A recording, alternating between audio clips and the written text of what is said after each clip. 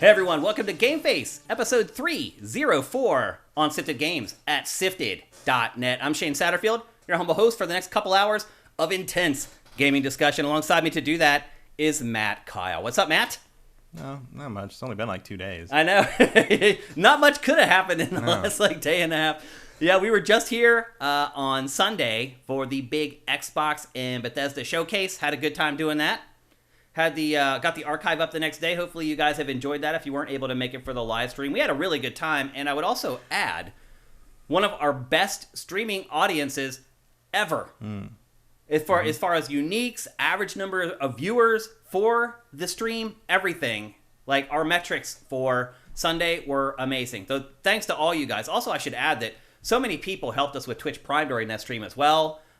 It was a great stream for us. I hope you guys enjoyed it. I had a lot of fun. And the archive is up at sifted.net and at our Patreon at patreon.com/sifted right now if you weren't able to make it and you want to check it out. But here we are with GameFace, and the good news, Matt, is that we have plenty of content for GameFace 2 days later, because we didn't really tackle anything else around E3/Summer Game Fest on that stream. We just talked about Xbox and Bethesda, which was a lot, I would add. But yeah, we have pretty much the whole rest of the show to talk about, and we're going to do that on today's show. How do you feel about Xbox and Bethesda now that we're kind of a little removed from it? Do you feel the same way as you did? Yeah, it's fine. Yeah, your impressions haven't changed on anything at all? Nope. I mean, that's kind of what I thought we were going to get. Yeah. I'm still kind of surprised that a lot of the audience thought it was worse than we did. Because I thought, even in hindsight now, I'm like, actually, that maybe a B- was a little tough. But everyone else disagreed with us. Yeah, there's a lot of consternation about it on Twitter and such. Yeah. So, like, I don't know what anybody I didn't expected. check any of that stuff out, so. I don't know what anybody expected. And a lot of it just devolved into this stupid, Starfield is No Man's Sky shit. Oh, so other people are making that comparison. It's been a subject about it. I think it's the dumbest comparison imaginable beyond, it's a very shallow surface level thing. It's like, yeah, they're two games about space exploration. They don't look the same. They have very different art styles and very different, I don't see the aliens running around that look like the No Man's Sky characters in Starfield. I can't imagine there's going to be guys with floating polygons for heads and shit. Wait, what was that creature that you stumbled upon again? Oh, the Swagosaurus. Internet famous there will probably be no Swagosaurus Rex either. He's gone from... Right, they removed him. Yeah. But they rebooted that universe a few times. But, basically what I'm saying is, it's a space exploration game where you land on planets and walk around and do shit. Yeah, of course they're going to look somewhat similar because they're the same genre, but they don't look... Everyone's like, oh, resource gathering and crap. Yeah, you mean the thing that you've been doing in Bethesda games since 2012? I had to suffer through resource gathering and crafting in Skyrim and Fallout 4 and all... that's what they do. Yeah. And I really don't think it's going to be more focused on that than those games were. Hopefully the interface will be better, because I thought the building in both of those games was terrible, and I only did it when the quests required me to. I don't want to talk about how many minutes of my life have been spent watching that fucking mining animation in Skyrim. But it's all those things that people keep saying, oh, it's just like No Man's Sky. We're already in Bethesda games before the No Man's Sky even existed. This is just Skyrim with a spaceship. And I'm fine with that. I think that's what people wanted, honestly. The only thing that I've seen that felt like a valid criticism with some meat to it was the idea that if there's 1,000 planets, a whole lot of those planets are going to be pretty boring, because you can't put meaningful content on 1,000 planets. And you're not wrong about that. I have a question about that, actually, because that was some of those are just going to be ice balls, where I know I can get methane there or something. There's no way that they could build all those planets. Well, they don't build the world of Skyrim. It's procedurally generated, and then you tweak everything. Is that what they do? That's how open world stuff works generally. Yeah, you kind of say, I want this here and this here and this here, and you sort of generate it, and then you go in the areas that you want to be mission centric or have specific things in. You put things where you want. You handcraft little sections of it. But nobody in Ghost of Tsushima put every single tree there by hand. That's not. That would take decades. Yeah. But it's not like, my point is, it's not like No Man's Sky, where it's literally the whole thing is procedurally generated. I think it is. Oh, you think it is? I think the baseline probably is, and then you go in and you tweak everything the way you want it to be. So I would guess that, say you've got an ice ball moon somewhere, there's probably 5 or 6 interesting things on it. But I'm sure you'll have some kind of scanner to tell you where the interesting things are. And otherwise, if you land random place, you could just probably drill for sulfur or whatever, or whatever you want resource-wise, but otherwise there's not much around unless you're actively looking for something. So I would guess like almost everything would have like some kind of, even you could procedurally generate a procedurally generated dungeon on like each moon. Like you wouldn't, you wouldn't have to do much with it. And like sometimes, certainly, if you play Skyrim long enough, it feels like that's what they did. Yeah, it's just like I don't feel like a lot of handcrafting in some of those one-off dungeon little caves you find and stuff. So that's what I expect it to be. I expect it to be kind of like, Mass Effect's planets, where it's like, okay, there's like 5 things around, but otherwise there's just a lot of space. And look, you need boring places in space exploration games. You need, Elite Dangerous knows this too. You need places that aren't interesting to highlight the parts that are interesting. Yeah, because otherwise it just turns into a drone. One of the, I love No Man's Sky. Everybody knows I love No Man's Sky. But one of the shortcomings of No Man's Sky is that when you find, an observatory or a ruined building or an ancient monument, they're all the same thing. Yeah. Like, they're all going to do the same thing. You're going to look at this, and it's going to teach you words from the language. But I've known all the words in the languages for, like, 4 years at this point. So, like, none of that does me any good. Whereas a Bethesda game, I'm sure, will have some kind of rudimentary lore or story in it, where you're going to be able to go or find a useful item or something. Like, that's the kind of stuff that No Man's Sky doesn't have, that Bethesda specializes in, and what I think will make it different.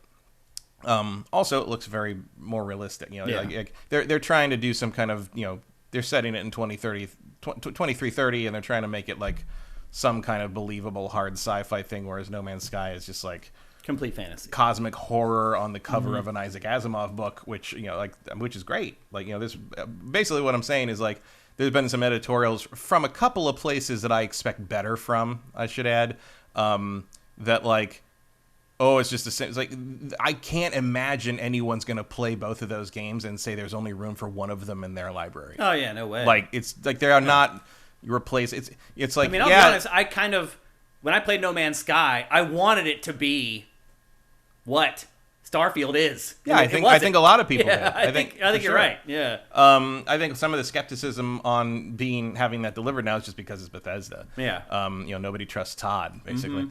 But which is a shame. He earned it. Let's be honest. Yeah, they're I mean, we had to sit through some Fallout 76 stuff. We the big reminder of why we're there. I mean, all their games launch buggy and sometimes borderline unplayable. I mean, like, Fallout 76 was just not a good idea. That was kind of the final nut on the wheel.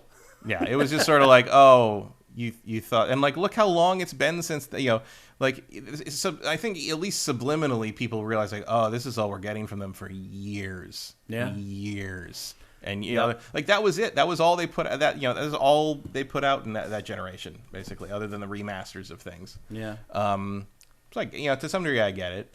I understand why PS3 owners are still bitter about what Skyrim was. I get it. Yeah. But yeah, I just, to me, the whole, like, oh, it's like No Man's Sky thing is about as insightful as saying Quake looks like Doom. Yeah. It's like, okay. And vaguely. Yeah. What, sure, they're both first-person shooters. What's your point? War. Yeah, like, there's a rocket launcher in both of them. Clearly, there's no originality left. It's like, what are you talking? Like, who cares? Yeah. Like, it's nonsense to me.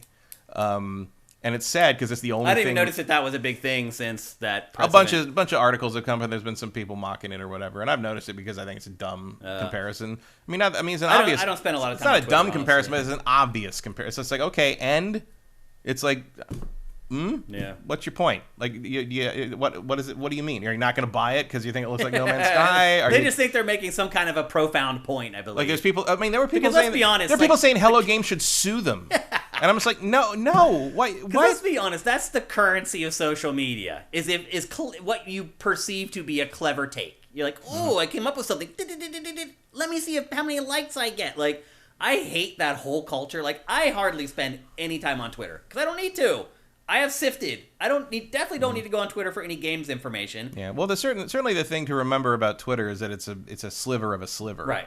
Like, you can't extrapolate how any kind of majority feels from what people are saying on Twitter. That's true. Yeah. I think a lot of people make that mistake. Yeah. Because it's what? It's like 10% of the country has Twitter accounts, and like 10% of those people tweet at all. Actually tweet at all. And then all. like 1% of that 10% does like 80% of the tweeting. So it's like you're seeing a tiny fraction of people that do not represent, statistically simply are not representative of anything except themselves. Yep.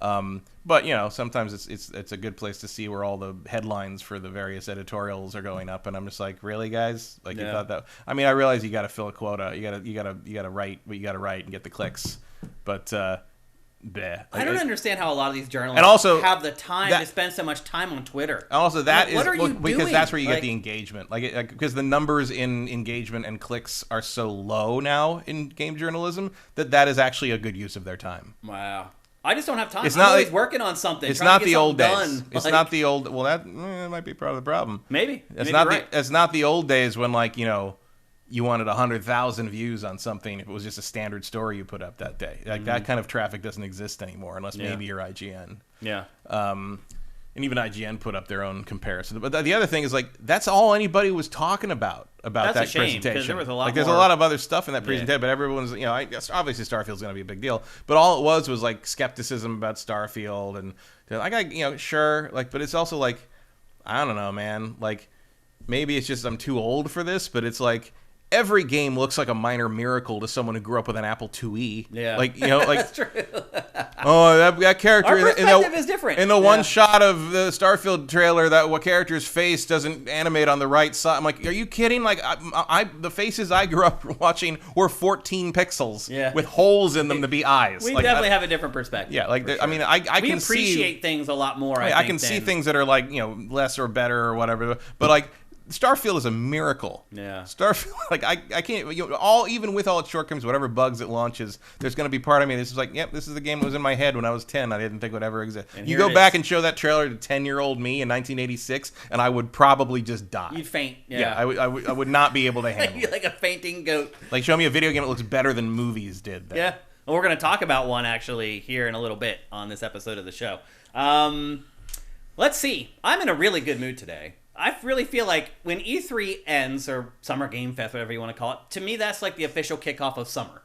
That's when I know summer's here, and maybe I can start thinking about maybe a little long weekend vacation or whatever. I'm wearing shorts today. I don't know if I've ever worn shorts to record GameFace. I am just in that state of mind. Kick the feet up, enjoy life. It's also a little warm in here. I turned the air conditioning on. I've got to wear shorts then. But I hope you guys are too. I hope you guys are kind of in the afterglow of all the great stuff that we got to see over the last week or so. As I said, we're going to wrap all that stuff up for you guys today. And actually, before we get going here, let's pop into chat and see what's up with you guys today. I hope you guys are having a great day like I am. Nice legs. Definitely not. You guys may want to put on some sunglasses to make sure my legs don't blind you, because my legs are about as white as they get. I appreciate the compliment, though, Sneaky. That's great. Dan Boy says you can steal spaceships. I am excited. Okay, that's cool. Commander Fett says, for me it was Fallout 4. I lost so much faith in Bethesda after that game. I actually really liked Fallout 4. I know Matt did not, but... Yeah, I did. I mean, most of I admit that a lot of my dislike of Fallout 4 is just specific to me, things I don't like about how they did things. Mm-hmm. But yeah, Fallout 4 was the worst thing they've ever made to me. Yeah. Veritas says, still haven't fixed Matt's mic clipping. There's no way to fix it. Matt, I don't know if you realize this or not, but when you get really excited, I lean in. You lean into the microphone. So when I go home to start working on the show and I lay it out on a timeline, I can see all these spikes. Pops, yeah. And there's no setting I can set it on to keep that from happening with Matt. So maybe you could try to think about it, but I just think it's just in you. I don't think you're going to be able to change. No, I lean into someone's face when I'm yelling at them, too. That's just how it is. Yeah. So anyway... The microphone is all of you. Yeah. So I know on the live show, a lot of times there is clipping when Matt gets real excited about something, but I do go in, and when I lay the show out in a timeline, I go in and take the volume down on each one of those. So the archives usually sound really good, but I hear you. But it's Matt. That's just the way it is, and that's the way we're going to roll. Hear you. They hear me. See, you just did it. Yep. That was intentional. Sneaky asks, would you rather 100 planets made very good or 1,000 okay planets? I think there will be 100 very good planets. Yeah. And then 900 okay planets, and I'd rather have that.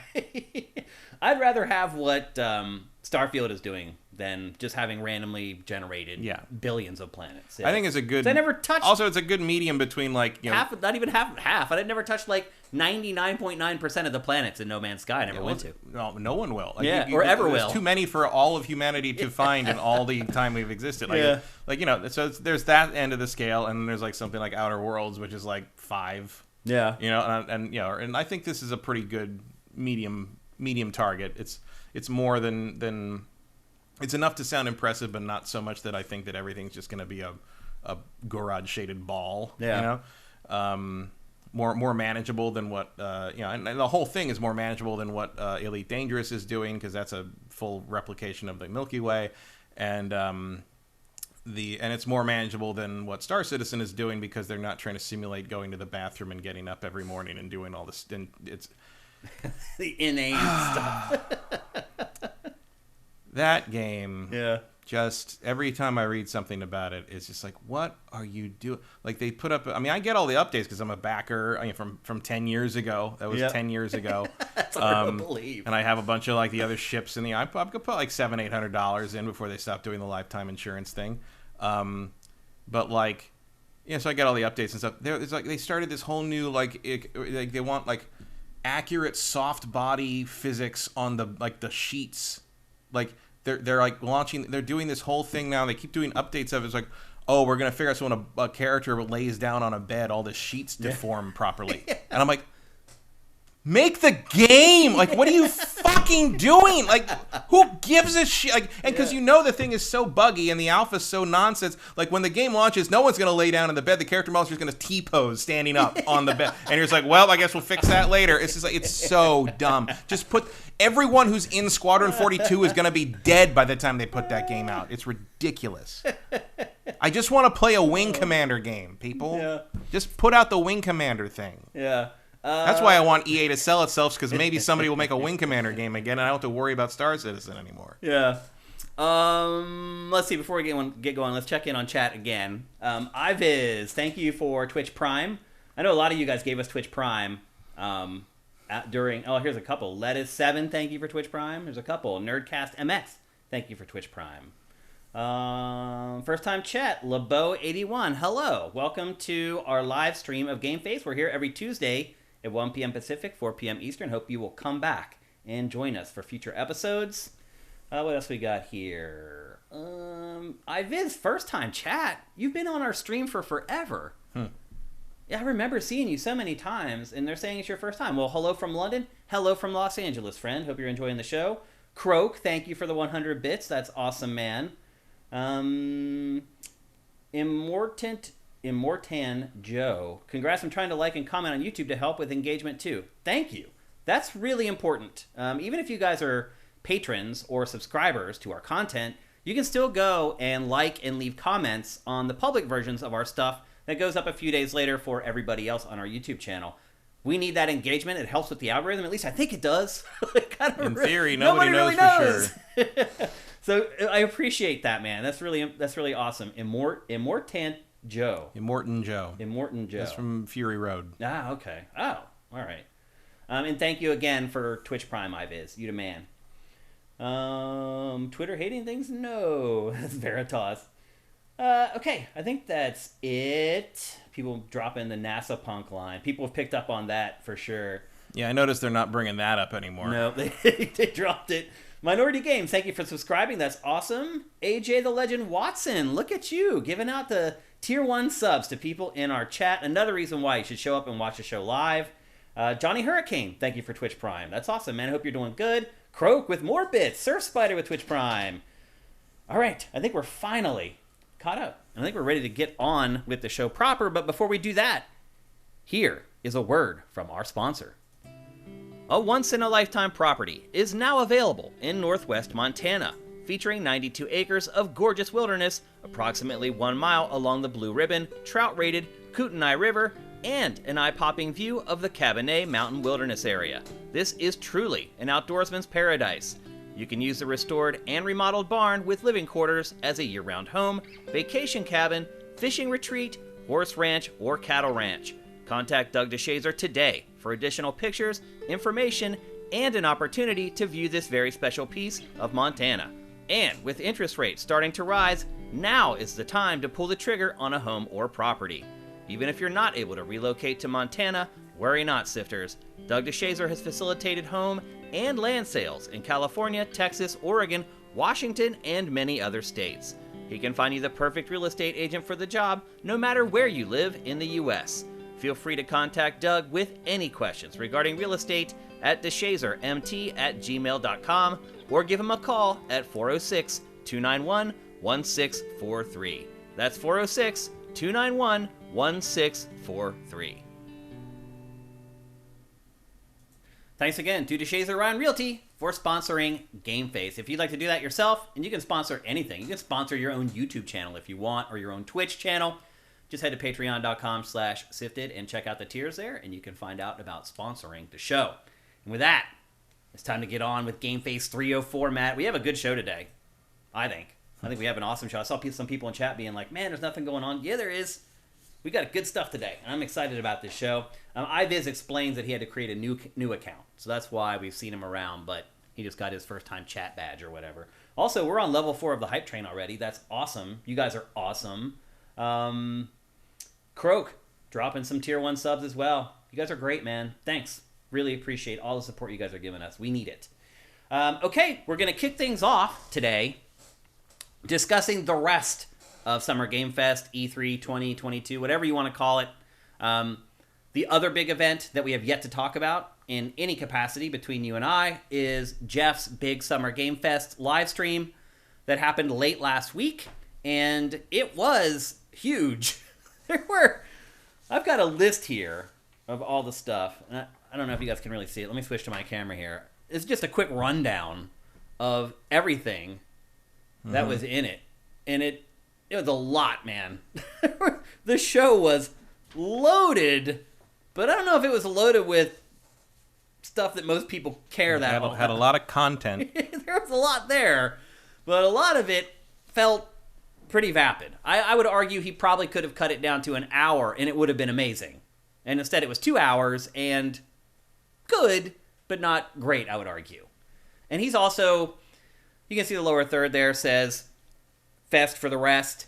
He was fighting an uphill battle here because Xbox and Bethesda decided it was going to do its thing. Although I would argue that it didn't seem like it hurt him all that much because there wasn't a lot of third-party stuff in Bethesda and Xbox's presser. So it seemed like maybe he could have scored a little bit more of the big third-party stuff than he did. But still, he got some pretty good stuff, and I would argue more stuff than I thought he was going to get before I watched it. What were your overall impressions of Summer Game Fest, Matt? I'll be honest, I can't really remember much of it. Isn't that an indictment on Summer Game Fest? Yeah, I mean, did you watch the whole 2 hours? Yeah.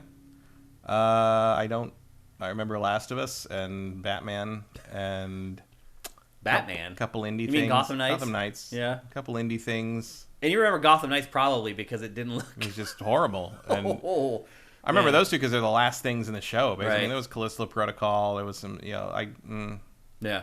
There actually was a lot. We're going to discuss... like I just showed you the list. There's a ton of stuff, but I chopped it down to probably like 9 or 10 things that we're going to discuss. There were no big game reveals per se. No, which he said. He had said beforehand that was going to be the case, so fair play. Game Awards is for the reveals. Summer Game Fest is for... I don't know. I don't know what it's for. I don't know. So the other thing too was there was actually an in-person element to Summer Game Fest. And what it really amounted to is that Street Fighter 6 was there. and then everybody played the crap out of Street Fighter 6 and reported on it. But it was smaller even than the year that E3 was in Santa Monica. Yeah. That was 2006, I think, or 2005. I can't remember which. No, it was 6 or 7. Okay. 2005 was the first year we did live. Right. Yeah, so it was 6 or 7. And that was really disappointing. I remember going to that and I was like, this is E3? Yeah, it was like 2 lines of like 12 kiosks. And still probably double the size of what Geoff had for an in-person event.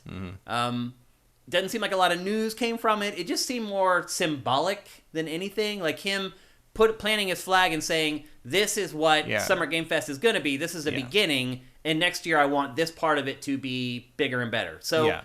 right now we had the ESA come out and say we're doing E3 in person and digital next year, and the very next day Geoff Keighley saying I'm doing Summer Game Fest next year, same week, and it's also going to be digital and physical. How is that going to shake out, Matt? I don't know. We'll see if the ESA even does it. Yeah. You know, at least I know Jeff's really going to do it. He will do it. Yeah. Unless ESA signs some kind of a deal with him. Yeah, I think he's done with that. Yeah. Like messing with the ESA. All the talk, even before the pandemic, all the talk was like he's done with the ESA. Mm-hmm. I think you may be right. And what would happen if they both try to do it? Or if they both do it? What would happen? Nothing, really. Imagine if people would go to both. Imagine if there's the E3 at the convention center that the ESA throws, and then Geoff has some other in-person thing.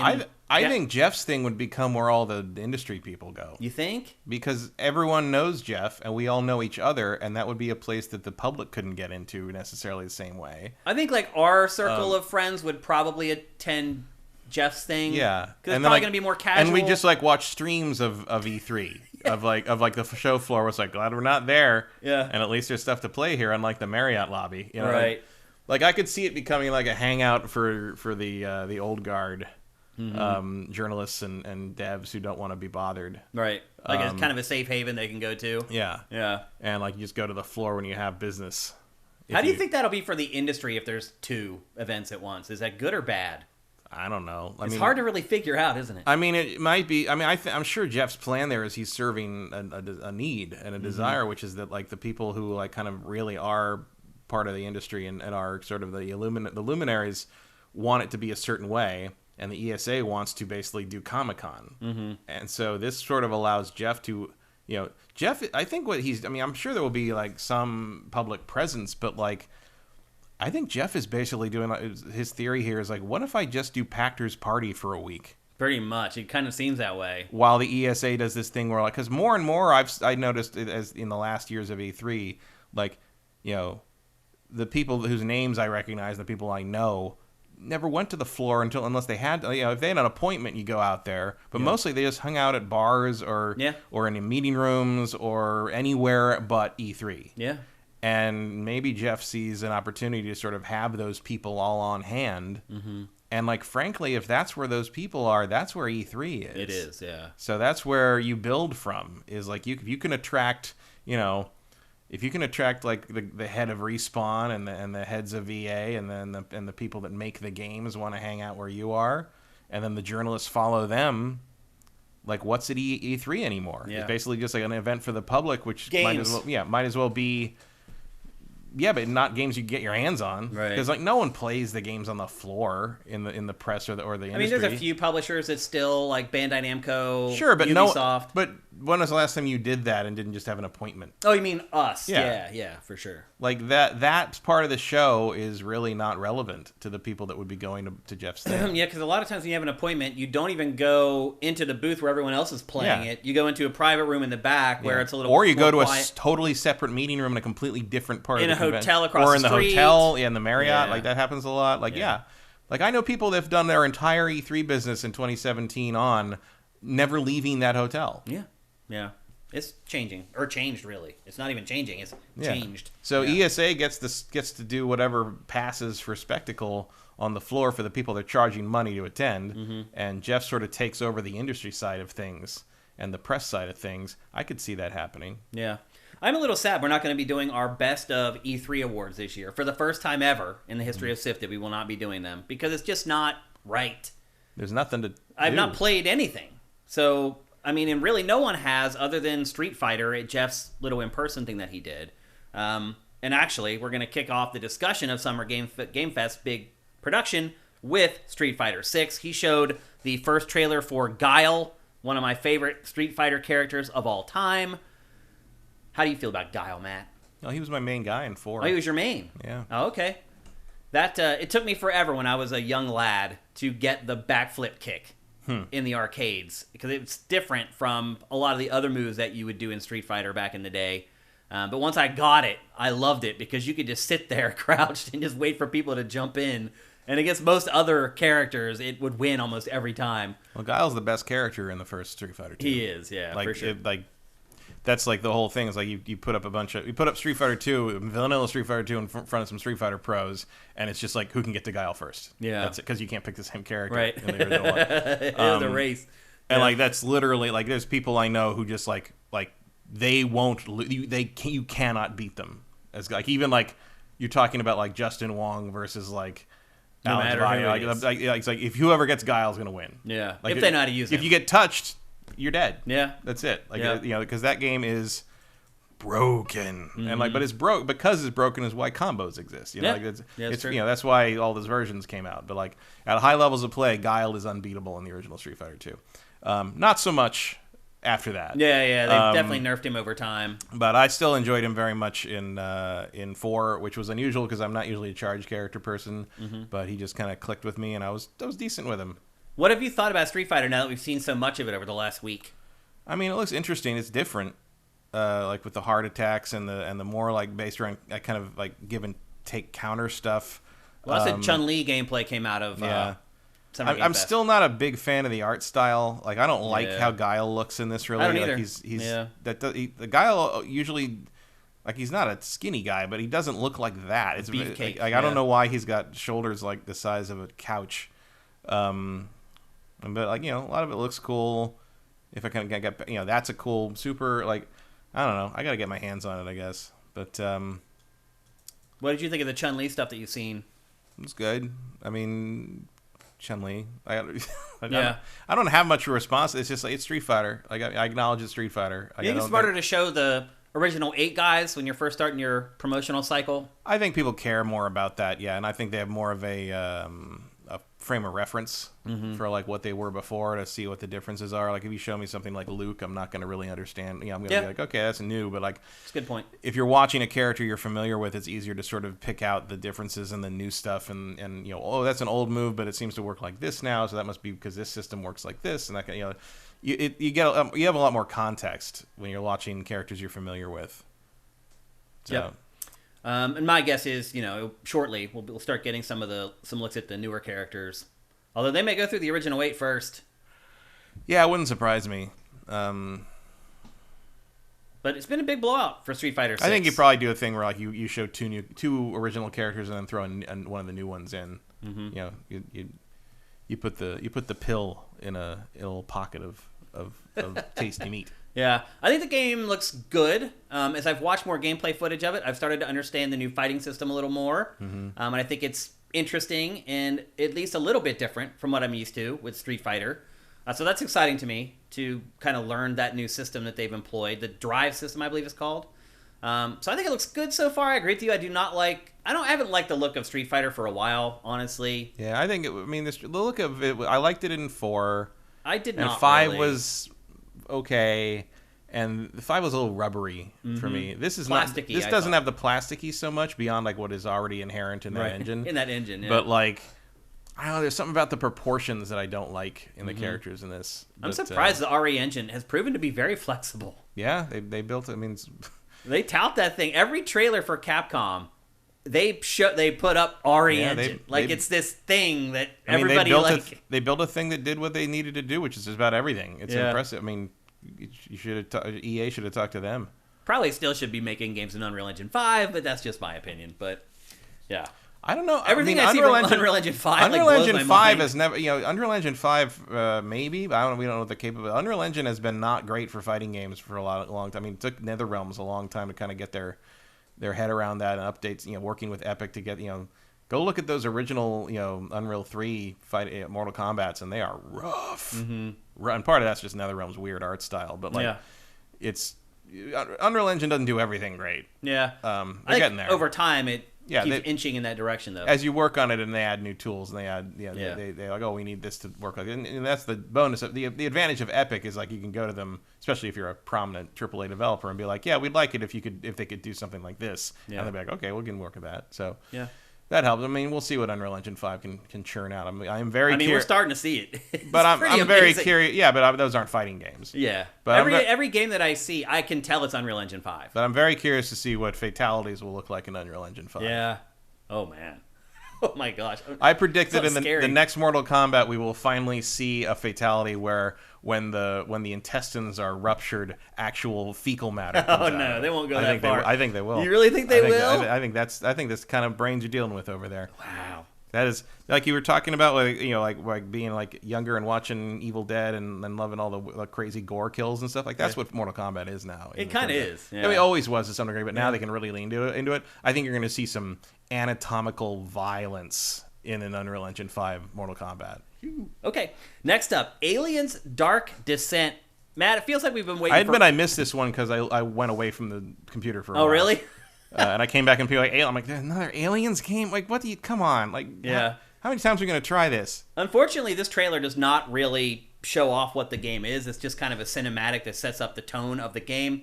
But it's an isometric game that you play with your squad mates, but it is single player. And the write-up for the game says, infiltrate large open levels and annihilate enemies with your squad in an isometric perspective, dispatching orders strategically and intuitively at the touch of a button. Tread carefully, as your foes will adapt their tactics to your actions while hunting you down, because death is permanent. Forge unique paths for survival, uncovering shortcuts, creating safe zones, and setting up motion trackers, which I think is really cool, in a persistent world where your actions impact levels forever. I'm not sure what that means. Imagine if you blow a wall up, that wall's staying blown Stays there forever, I guess. Which means I'm guessing you would come back to that level, that area later. I like the whole concept of using motion trackers. That is a huge part of the films that I feel like games have never really got right. And I don't know if this game will get it right either. The original Alien vs. Predator shooters did. Yeah, because it had it on the gun, right? Yeah. Yeah. And they haven't been Isolation a big part did. of the games. Isolation, the motion tracker was your lifeline. Oh, yeah. That's right. That's true. So, yeah, maybe I'm wrong on that one. Maybe they have done a pretty good job. But I love that it's going to be more of like something where you set them up across the map in hopes of like creating this web that will detect the aliens before they come in and maybe give yourself a little bit of an advantage against the xenomorphs. But, again, the trailer doesn't really show what the game is really about. It's just more of a tone setter, introducing some of the characters. But it plays isometric. The characters on the screen are small. But the game looks good. For some reason, Matt, when I see isometric games, I always my brain jumps to indie for some reason. I don't know why that is. And I always think that Diablo's isometric. I know. And that's my exception, I think. This sounds like XCOM a little bit. Yeah. Maybe. I don't think it's not turn-based. No, but what they're talking about is very XCOM-ish. Mm-hmm. Yeah. And we're going to talk about a game here in a minute that we thought was XCOM-ish, but it turns out it really isn't all that XCOM-ish. Baldur's Gate Dark World. I mean, I don't associate that perspective with indie. Just because all the games that those are all pretty major games. I guess you're more likely to see an indie game these days using that perspective, but I don't know. It's an easy way to where you don't have to make sure that the graphics are spanking top level. Except every isometric game I can think of in recent years has done that. The Ascent is some of the most detailed graphics I've ever seen in anything. But if you zoom in on the character models in that game, they're not what you'd expect from modern games. But they're still real damn good. Yeah. They have a distinctive art style in particular with that game. But generally, when you create isometric games, you can get away with the character models and other objects not looking as good as they would be if you were up close in a first person or a third person perspective. Yeah, I don't think that's why people choose that perspective, though. I don't either. I think in this case they thought it was a good way to represent the IP, and I agree. Mm-hmm. I think it could be maybe the first really good Aliens game since Alien Isolation. So I'm pretty excited for this. Honestly, it's a different take on it, and I feel like it maybe should have been tried a long time ago. But we're finally getting it here. And next up, another game with space aliens to fight. And honestly, kind of the whole tone of Summer Game Fest in general.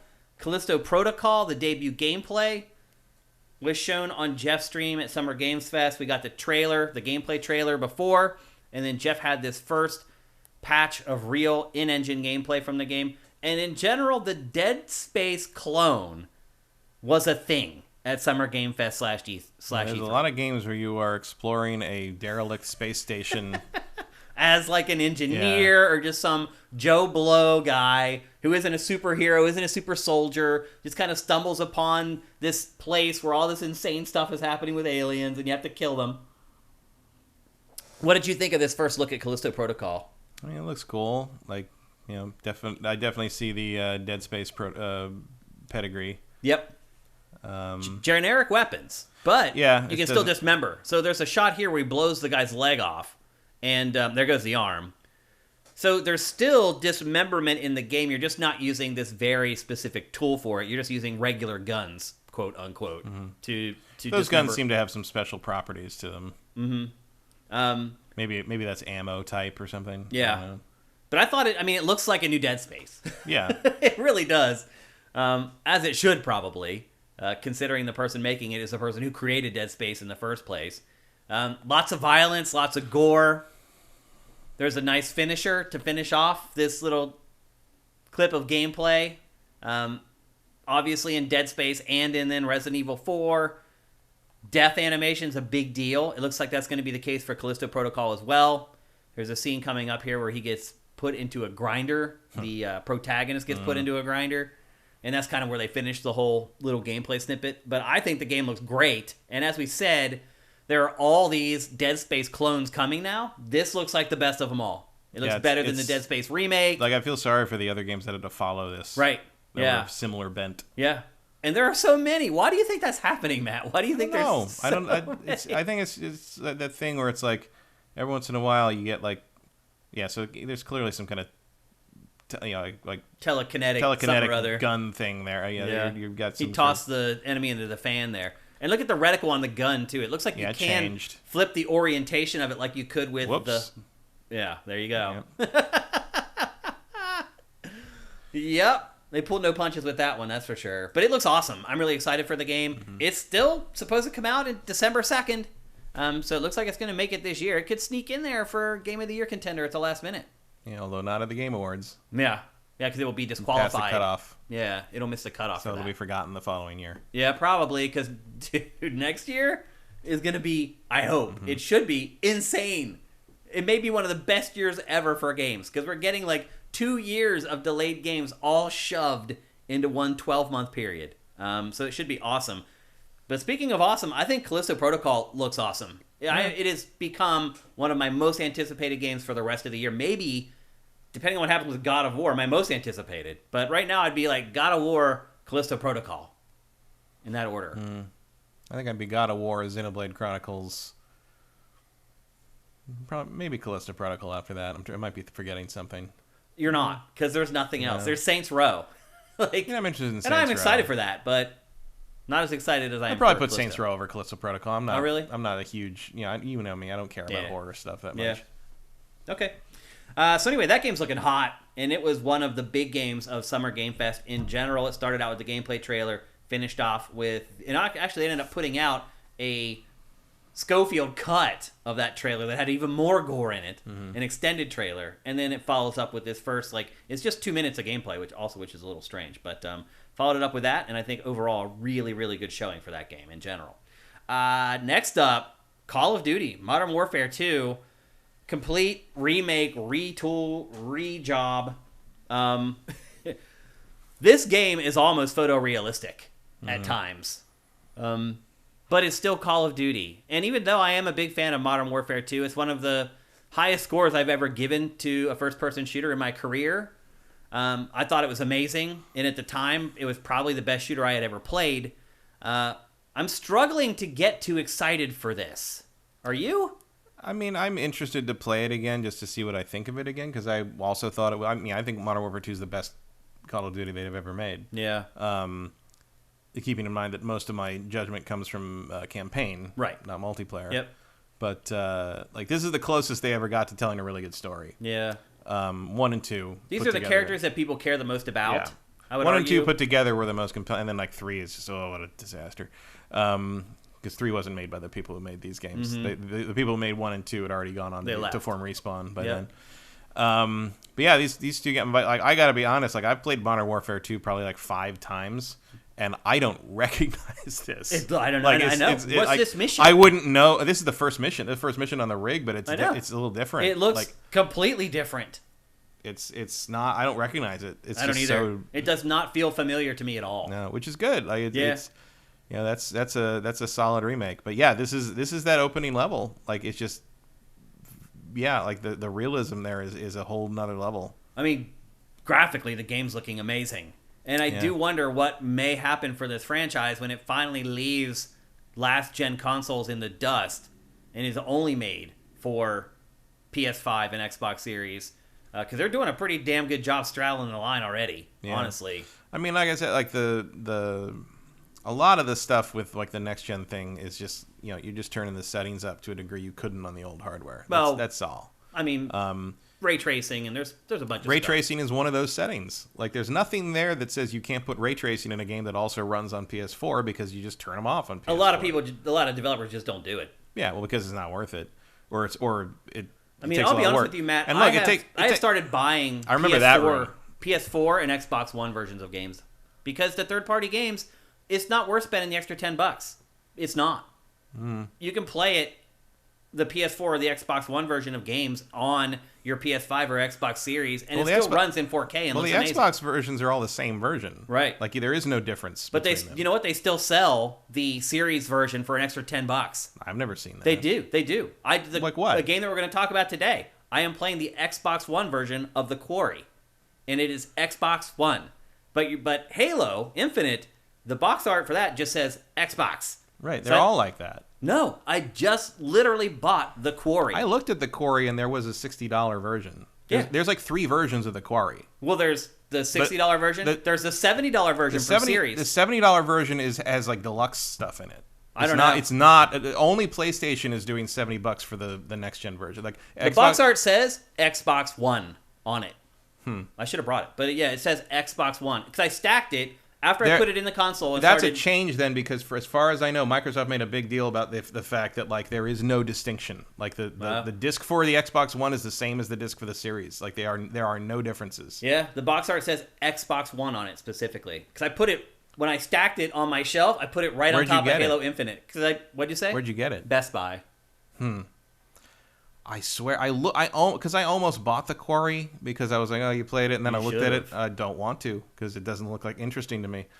Also, you should have. Also, I don't believe you.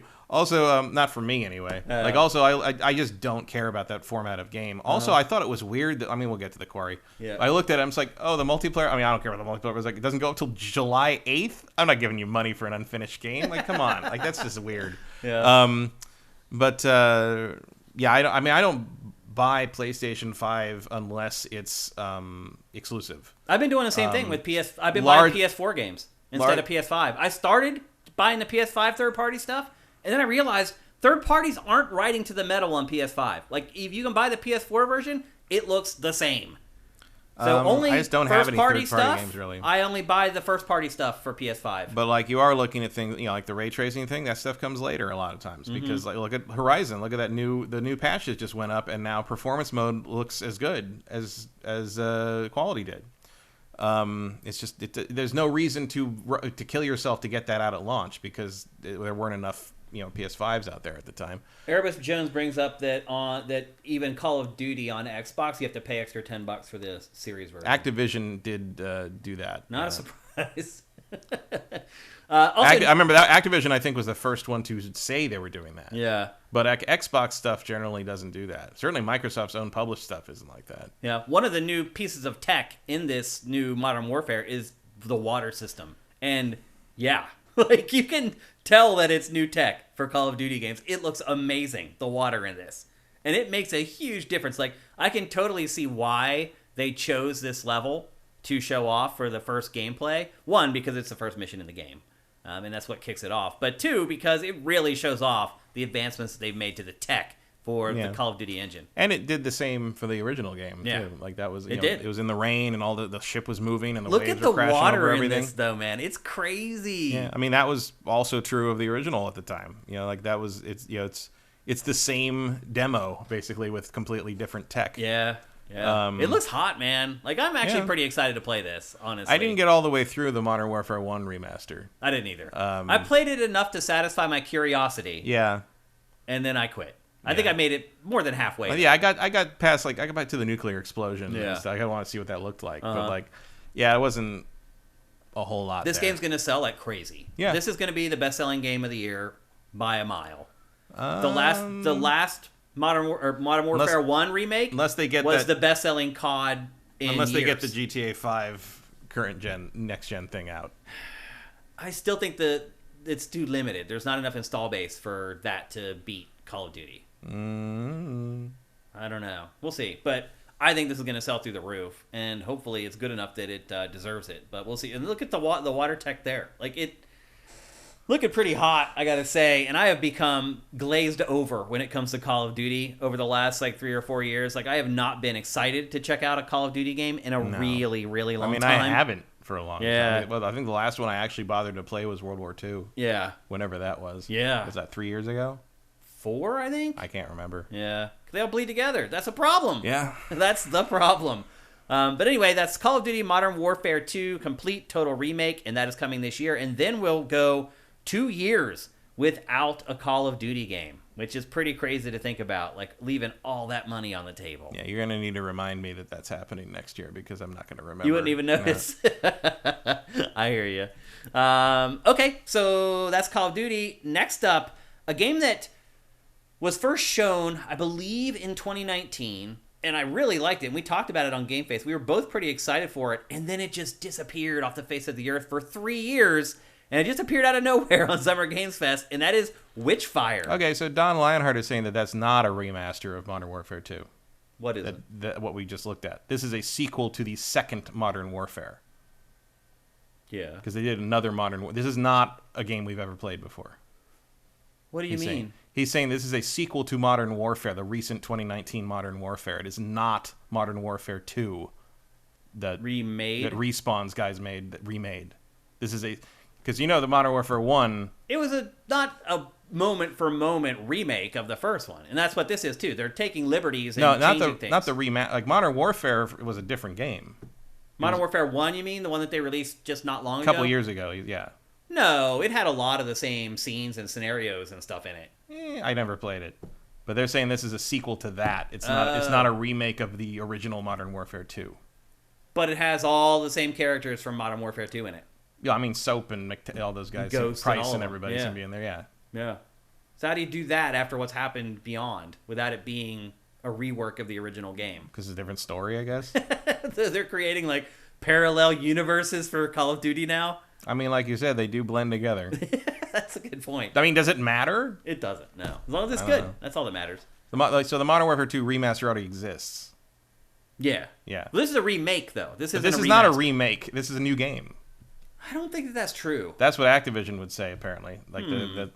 Modern Warfare 2019 was 100% different to COD 4. It's just except the characters. It's a totally different story, Erebus Jones says.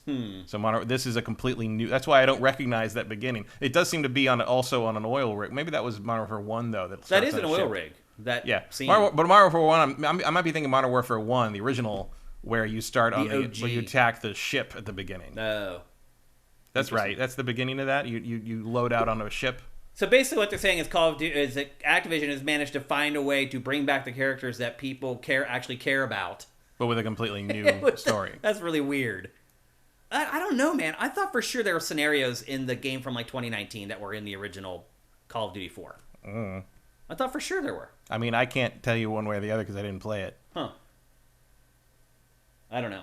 Well, we definitely need to clarify that. We'll talk about that next week on GameFace once I do a little investigating. But anyway, this is Witchfire. This is kind of a Doom-ish circle strafe style first-person shooter. It is having an early access period that's coming up at the end of the year. That's exclusive to Epic Game Store. And for those of you who don't remember what this game is about, here's a quick synopsis that they provided. Armed with strange weapons and forbidden pagan magic, this isn't just a shooter. You can also cast magic in this game. Hunt a powerful witch holding the key to your salvation. Witchfire is a dark fantasy roguelite first-person shooter from the creators of Painkiller, Bulletstorm, and The Vanishing of Ethan Carter. Now, when they say that, it isn't the same studio that made those games. It's people who worked on those games that are now on a new team working on... People who no longer fly. Right. Yeah, good one. Who are now working on Witchfire. But I want more shooters like this, Matt. Less military, more supernatural... More boomer shooters? Yeah. I'm all about more games like this. I don't know, this looks just like Doom. You think? There's no reason to play this game. It's Doom. Really? That's just like No Man's Sky and Starfield. Oh, I see. I see what you're doing. No reason for this game to exist. We've already got Doom. That's what I was told this week by the internet. Well, I'm excited for this game. And there is an early access period coming before the end of the year. We don't know what the release date for it is yet. The other thing, too, is when it was announced as an Xbox One and PS4 game. Yeah, this has been a long time coming. Yeah, but I think now it's probably been moved to, because this is the PC version we're seeing right now. Obviously, it's running in 4K. I would imagine it's on everything now. Yeah. Maybe. A lot of developers are starting to ditch PS4 and Xbox One, though. Yeah, but if you developed it this long, again, it's just a setting. It's just a setting. Like, there's very little in any game that is going to be like, oh, we could only do this on the next gen systems. Like, there's very, very little that I can think of that would be outside of performance. Mm-hmm. And for that, again, you just turn the setting styles down. Like, there's not anything inherent to the new hardware that is just like, oh, you can do stuff that's never been seen before, that could never run on the... It's not a thing. It's just not a thing. Like, stuff like the Ratchet and Clank thing where you're running through portals and you need that speed of the hard drive, like, that's one thing, but that also couldn't work tremendously well on the Xbox. So, like, that's a PS5 specific thing, so you're not really going to be able to really do that on a multi-platform thing. Yeah. So I don't really... When people talk about, like, oh, I want stuff that could only be done on next gen, you're just talking about turning the settings dials up. Like, you're not I can't think of anything that you could do that on a next gen system that would just make it impossible to run in some lesser form on the PS4. Well, there has to be extra work done if you want to get the most out of PlayStation 5 and Xbox Series X. And some developers will go that extra mile and include that in the base code. And you're right, at that point, then it is turning it on or off. But it still needs to be there to turn on or off. And some developers just don't go the extra mile when they're making that PS4 or Xbox One version. They'll just be like, you know what? We'll make this game so it looks as good as possible on PS4 and Xbox One. We're not going to add those extra things to turn on in our game. Some do, most don't, which is, again, I can't really think of any I've reverted to buying PS4 and Xbox One versions of games when I can. I can't particularly think of a lot that have done that. But... DLSS, ray tracing. There's been ray tracing and stuff. Yeah, but I mean, typically, if you try to run ray tracing on a PS4, even a Pro or you would never turn the ray tracing on. You'd have to put it in the PS5, the next gen version. Yeah, my point is that some developers don't put that in there. And I'm trying to say, like, I can't recall a lot that don't do that. I can. Like, even Watch Dogs Legion had ray tracing. Well, I would expect Ubisoft's games to. Well, they didn't put it in Assassin's Creed But, like, Valhalla. I'm playing the Quarry right now. It doesn't have ray tracing. Yeah, but the Quarry doesn't look that great in the first place. Oh, yeah, it does. It doesn't look like that great to me. Oh, just wait till you see this B-roll. It is going to blow your effing mind. I'm not kidding. It is one of the best... They should have made a better trailer then. Dude, I can't wait to talk about the Quarry, by the way. I'm really excited to talk about that game, but we'll get to it. Next up, one of the Dead Space clones that we were talking about, a game called Fort Solis.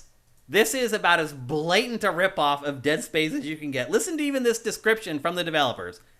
A single-player third-person thriller set on the far side of Mars. Engineer Jack Leary responds to a routine alarm. Upon arriving at a dormant Fort Solis, he becomes unnerved by the lack of any staff at the base. Does this sound familiar to anyone? As the night grows longer, events begin to unravel and spiral out of control. The mystery of what Fort Solis was created for starts to appear along with its crew. Can Jack escape with what he has discovered? And more importantly, his life? And then they go on to say there are huge narrative moments that are fully playable with multiple outcomes. So it does seem like there's maybe a branching story path in this. And then it says each contains actions that have story-changing consequences. So it's Dead Space with a branching story path, basically. Until Dead Space. Actually, you're right. This game is just going to get lost in the mosh, right, Matt? Probably. Yeah. Also, it's a terrible title. It really is. Talk about it tells you nothing. It should go toe-to-toe with The Quarry for most forgettable title for a video game. Fort Solis. Yeah, it's just so derivative. It doesn't look terrible. No, it doesn't, but it's just like... It's so similar. I mean, this is actually so similar to Callisto Protocol and the Dead Space. I feel you're like, why does it exist? It's just going to get lost between those two things. And I'm sure those two things weren't in play when they started making this game. Yeah. But like, I feel bad for this team. Yeah. Because they're like, there's this huge void. Everybody loves Dead Space, but there's no Dead Space game. So let's make a Dead Space because we love it. And then next thing you know, it's just how it all worked out. Yeah, I'm certainly not saying they're unoriginal. They ripped off everything. Yeah. That's not what I mean by it. It's just like unfortunate timing, guys. Like it's you're right between the kings here. Yeah, it's rough. It'll be interesting to see maybe if they delay this to try to get out away from Callisto Protocol and the Dead Space remake. Or get out, I mean, if you can get it out first. That's not happening. But it doesn't seem like that's possible. Because Callisto comes out in December. Well, and Dead Space remake was supposed to come out this year, and it's not going to make it. But my guess is Q1 of next year. So maybe you hold this till the end of the year next year, you got a shot. If you can afford to do that. Yeah. If you can take it out. Smaller studios, though, that's tough to do. So... we'll see how it goes. It like doesn't look bad. Yeah, if you could hold this till like Halloween time next year, yeah, that would be. You might have something then. Because again, it doesn't look bad. It just looks derivative, and like two other games that are probably going to be better games. Derivative through no fault of its own. Right. Really. Yeah. But anyway, and I'll remind you again because you're going to need to be reminded. The other thing that's maybe called is Fort Solis. Yeah, the other thing maybe is to do some, as time goes on, do something to really emphasize why it's different from those games. Because I'm sure there's something in there that makes it. Unique. The branching storyline, and yeah, it's a different, it's not an industrial facility you're in. It's like, it looks like a living space. Like a couple places that look like the Citadel from Mass Effect. With the trees planted in the middle of the little round circle. So I think like if you can make the case that like, oh, it's not like blue collar guy kind of like wending his way through factory zones or a prison or whatever. It still looked a little bit like that. Somewhat, but like. There's lots of steel and you gotta lean into what the difference is. Yeah. You're right. That's a smart way now that they know that competition is out there, that's probably the angle they need to go for. Yep, I agree with that. Next up, something we're not going to show footage of because they probably would give us a copyright strike. The Rock appeared in Geoff's live stream. And it has to heard you like sponsored content, so we put sponsored content in your sponsored content, so you can sponsor content while you sponsor content. It literally goes that deep. It does. It's like a commercial inside for a commercial inside of a big commercial. And if all those commercials make you thirsty, there's a new energy drink. But it's oh my god! It literally was a commercial for his energy drink inside a commercial for the movie. Yep. Inside a commercial for the video game industry. Yep. It's 3 layers. And it was terrible. He was Inception. Terrible. He was terrible. What happened to The Rock? He used to be able to go into the ring and just riff and sound brilliant. And here he is in his home gym, in his house, where he should be comfortable and in his zone, and he's stumbling over his words. He doesn't know what to talk about. It's just like this weird commercial. It wouldn't surprise me if it was like just an impromptu thing. Like he's filming himself with his own phone. He didn't even have like his assistant film him. He's like holding it and like trying to hold the drink. What the hell was going on there? I mean, the kids today call that authenticity. I know. They think it's him being his true self or whatever. Yeah, it's like that was so out of place. Like it was just so blatantly paid. It's very weird. It was weird. And I love the whole where they tried to make it like, oh, here's The Rock. Hey, Rock, what's up? And he's like, hey, Geoff, how you doing? It's like, oh yeah, you're totally live right now. Absolutely, this is a conversation we're having. And it had nothing to do with video games. But it's the same audience. Other than him saying like, hey, drink my energy drink to stay in the game. Here's this movie that you're probably interested in if you like video games. Yeah, that's about it. That's it. And now it's fine. It's a crossover demographic. I'm sure Geoff got paid. Had Geoff's dad hooked it up, written all over it. Oh, for sure. Because for those of you who don't know, Geoff's dad created IMAX. He was one of 2 or 3 people. He was one of the original creators of IMAX. Yeah. And so he's obviously deeply embedded. And remember, Summer Games Fest... If you're wondering how Geoff has all these connections to make these things. And had money from the get-go. That's where it came from. And also, don't forget, Summer Games Fest was like live inside IMAX theaters. Mm-hmm. I would really like to see what the attendance was like at one of those things. I'd like to see what the contract for that looked like. I bet there's a lot of the same last name on it. Probably. That's just the nature of business. That's that's how it works. I found out a while ago that two of the people who founded Skydance Pictures and Annapurna went to my high school. They're a few years behind me, and I'm like, wow, I'm like, how did you pull that off? That's impressive. And then I found out that their dad was the third most successful, like third richest producer in Hollywood. I was like, oh, you just got a lot of money from your dad. And funny how that works. And made this thing that I mean, can't argue with how Skydance and Annapurna make it. I mean, it was a brother and sister, and the sister's been nominated for like 6 Best Picture Oscars because of her choices of which things to produce. So you can't say they didn't make good use of the money. Yeah. The thing about people with money is that people who don't have money, you have your one shot. Yeah. To do it, yeah. And if it fails, you're right back to just going and working a 9 to 5. Rich people, they can keep trying again and again over and over and over, and they can keep failing. To rich people, it's like buying a pack of trading cards. Right. It's like, didn't get the one I wanted. In this pack, throw it away. Get the next pack. You want these cards? Yeah. Exactly. Yeah. Hashtag capitalism. That's how it works. So anyway, The Rock just seemed real out of place, really bad, and blatantly paid. I guess is the best way to put it. But I mean, you got to do what you got to do. Yeah. Like, Rock's got to eat. Yeah. Man eats a lot of pancakes. I don't know if you know that. He does. He eats a lot, period. I mean, he eats, what, like 8,000 calories a day or something like that. insane? I mean, he's huge. You got to feed that muscle. It's insane. His cheat day videos are some of my favorite ones he does. They're pretty amazing. We can only dream. He literally eats like what I eat in a month in a day on his cheat days. It's crazy. So anyway, I was disappointed in that. I had a lot of respect for The Rock. He's just showman. He's really good at that typically, but he just did not deliver. I've said many times, like when I went to WWF Raw in San Jose in 2001, and when he was, it was him and Stone Cold. It was the Raw era basically, and when he came out, that is the loudest I have ever heard an audience get in my entire life. And I've been to a lot of concerts, been a lot of places, been a lot of things. Yeah.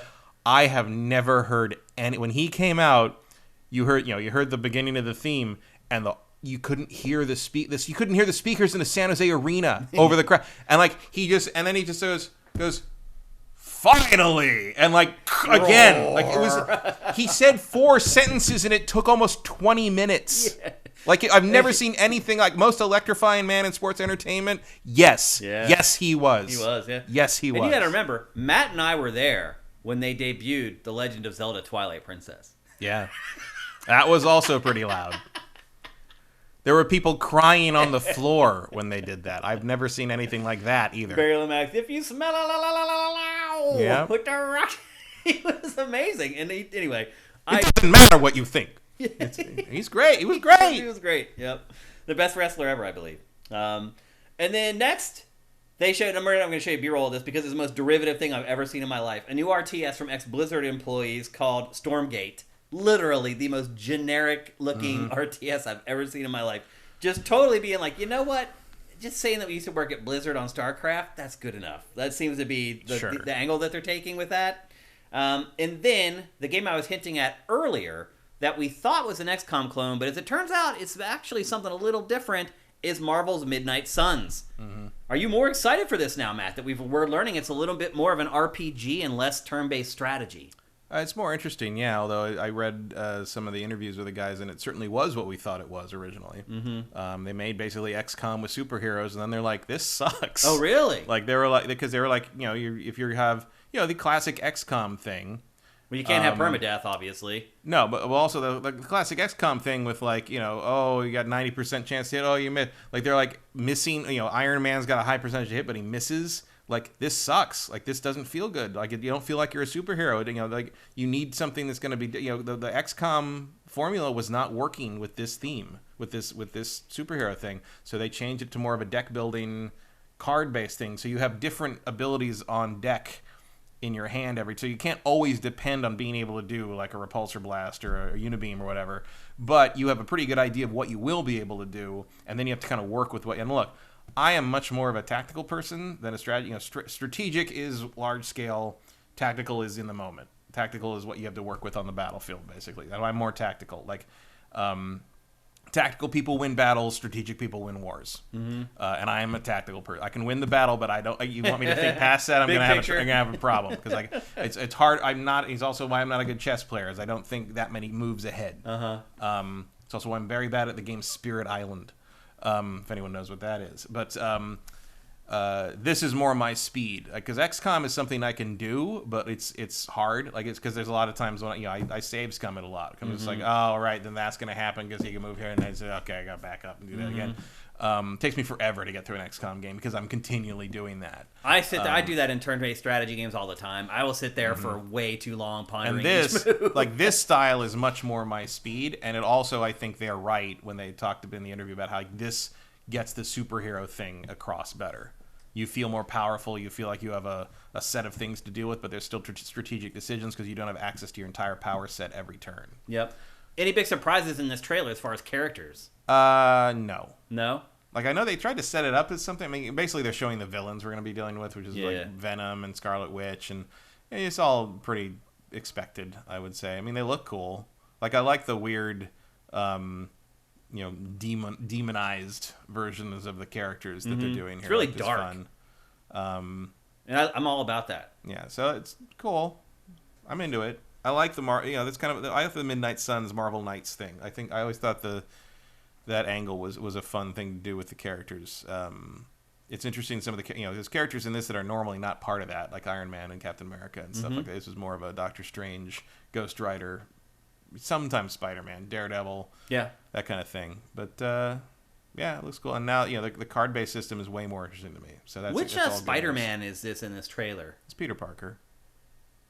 But what costume is he wearing there? He's wearing the Marvel Midnight Suns video game costume. These are all new costumes. So wait, all this costume is made just for the game? Yeah, all the stuff they're wearing here is all for the game. Ah, okay. Because I was like, I've never seen that Spidey suit before. No, these are all at least slightly tweaked, in most cases, versions of their normal costumes. So, like, those are all new costumes as far as I'm aware. That's a pretty sweet Spidey costume. I mean, there's like a knight element to it there, you can see. There's some kind of chainmail things. There's a little bit of the old the web armor from Web of Spider-Man, whatever the hell number that was. But these are all new as far as I can tell. I think the game looks great. It's Venom. I'm pretty excited for it. There's still not a lot of gameplay out of this, though. They're really kind of keeping it under wraps. Hulk. I mean, some previews came out for it, like after this trailer was dropped, but still not a lot of gameplay footage out there where you can really see what it plays like. So this was very weird. This bit at the end here, because what that is a reference to he's ringing the bell. What that is a reference to the fact that sound used to damage Venom. Oh, that's right. Originally he used the church bells to get the suit off him, and that was how he beat Venom the first time. He rang the bells and the sound dissipated the symbiote, and he was able to beat Eddie after he ran Eddie's webs down to nothing. And then when he rings them, he's like, "Oh, that's funny. That used to work." And that's a very weird cut to use for. I mean, I get it, but it's also weirdly edited. I don't know. I thought that was odd. Yeah. But no, I'm interested. I hope it makes it this year. Still, it seems it's supposed to still. Yeah, it said October. So yeah. I don't know. I'm definitely curious. It's got a window there where it could do real well. It could.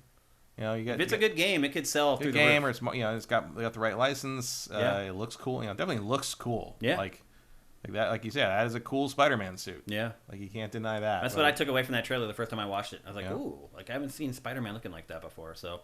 Again, it has an opportunity with so many games being delayed out of the year. It has a wide open window there to gather as many sales as it possibly can. So it's actually working out well for some games. It's going to work out well for Saints Row. Saints Row is going to sell way more than it would have before.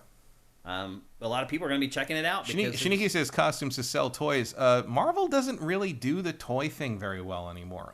It's. I mean, you usually get a wave of figures for each movie, but it's shocking how slow they are to cash in on merchandising opportunities with the Marvel stuff these days. It takes forever. I would be surprised if we ever saw figures for that. Maybe. Really? Yeah. I think Hot Toys would be more likely to make high-end 12-inch figures of that, because they have done.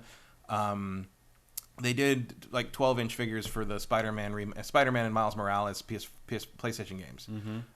So they do video game stuff. They did Miles with the Spider Cat in the backpack. In fact, that's cool. I guess they might do that. That they could do a couple of those, expensive ones. Yeah, talking $200-$300 figures. But stuff on the shelf that's uncommon for finding stuff at Walmart and Target. Yeah, I think they might be changing, but it's weird. It's very weird. Well, I will definitely figure that out, because you would think that that would be the whole point. Yeah. Right. All my nephews, their favorite character is Spider-Man. So guaranteed, I will find out over the holiday season whether they actually made toys with that costume or not, because I will go looking for it. I mean, that's the thing is, I think if they do make toys, it'll be 6 months later. Yeah. It's weird how long it takes sometimes. It's just because, like, it feels like you should be able to go into any store and just grab things that are, and, like, generally you can't. Like, also with the Marvel Legends, is sort of their main 6-inch figure line, and, like, they don't ship enough to keep it on shelves. Like, you can go in right now. You go right now, and, like, you won't find any Doctor Strange stuff on the shelves because they're all gone. Really? The Hasbro doesn't ship enough stuff. Which is odd, because that movie felt like it just came and went with barely a whimper. I mean, it did fine. Yeah. Hardly, but it didn't, like, pop through the pop culture lexicon. I didn't see a lot of people talking about it on social media and things like that. There was a lot of it, but it's, it's in theaters for 6 weeks, and that's the end of it. It was no Spider-Man, No Way Home. I mean, No Way Home was a phenomenon in a way that very few things. Well, it was like let's go back to the theater. Also, people were too busy. People are too busy memeing Morbius, and then tricking Sony. Sony is so dumb. Sony, it's just like that. The memes tricking Sony into putting Morbius back into 1,000 theaters and having it bomb a second time might be one of the greatest, like, boomers don't understand the internet moments in the history of. Not all engagement is good engagement. And now everyone's like, do it again. We were all busy that weekend. Do it again. It's so dumb. Manipulating corporations. That's hilarious. Did you hear about the Joker sequel? No. So they revealed it's been greenlit like a week ago. So the Joker sequel is a musical. And they were trying to get Lady Gaga to be Harley Quinn. Oh, I did see that today. I actually did see something on Twitter, I think, about it today. Yeah. Welcome to Ha Ha Land. Which, I mean, I think she'll make a great Harley Quinn. But she's a good pick, but I don't want a musical. I do want a musical Joker movie starring Lady Gaga's Harley Quinn is an idea I would be interested in if it was a different creative team, because Todd Howard is a hack with nothing to say. Oh. Okay. He's just going to steal Martin Scorsese's New York, New York and call that a movie. That's what this is going to be. So no matter what they do with it, I will not watch it. Okay, moving on. I think they should have just not told anyone that's what it was until it released, and everyone goes in. It's like, what the hell is this? All like the weirdo bros who love the first one. Right. It's like, wait, why are they singing? Yeah, that would be funny. Yeah, that might be worth it, actually. Okay, next up, Cuphead. It feels like we've been waiting for the DLC for Cuphead our entire lives. But it is finally coming out here at the end of the month, and Geoff managed to get some exclusive gameplay from a boss fight. Is it wrong for me to have an unhealthy fascination with the girl from Cuphead that always reps Cuphead? Who? I don't remember what her name is, but she's always the girl that like does interviews for Cuphead and she's just. I thought you meant the girl. No, not the character in the game, like a real person. No, I don't remember who. I mean, I guess I would probably recognize her if I saw her. No, I don't. Well, she's whip smart, really nice, and beautiful, and loves video games. I would guess she would probably be the dream girl for most of the people that I know.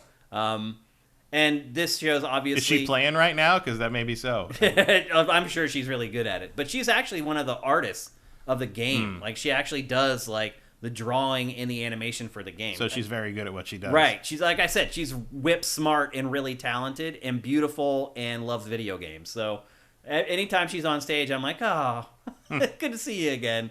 This looks awesome. I mean, it's Cuphead. It's really looking like this is going to be almost like a whole extra game. Oh, yeah. I can't wait to completely fail at it and stop playing it after an hour.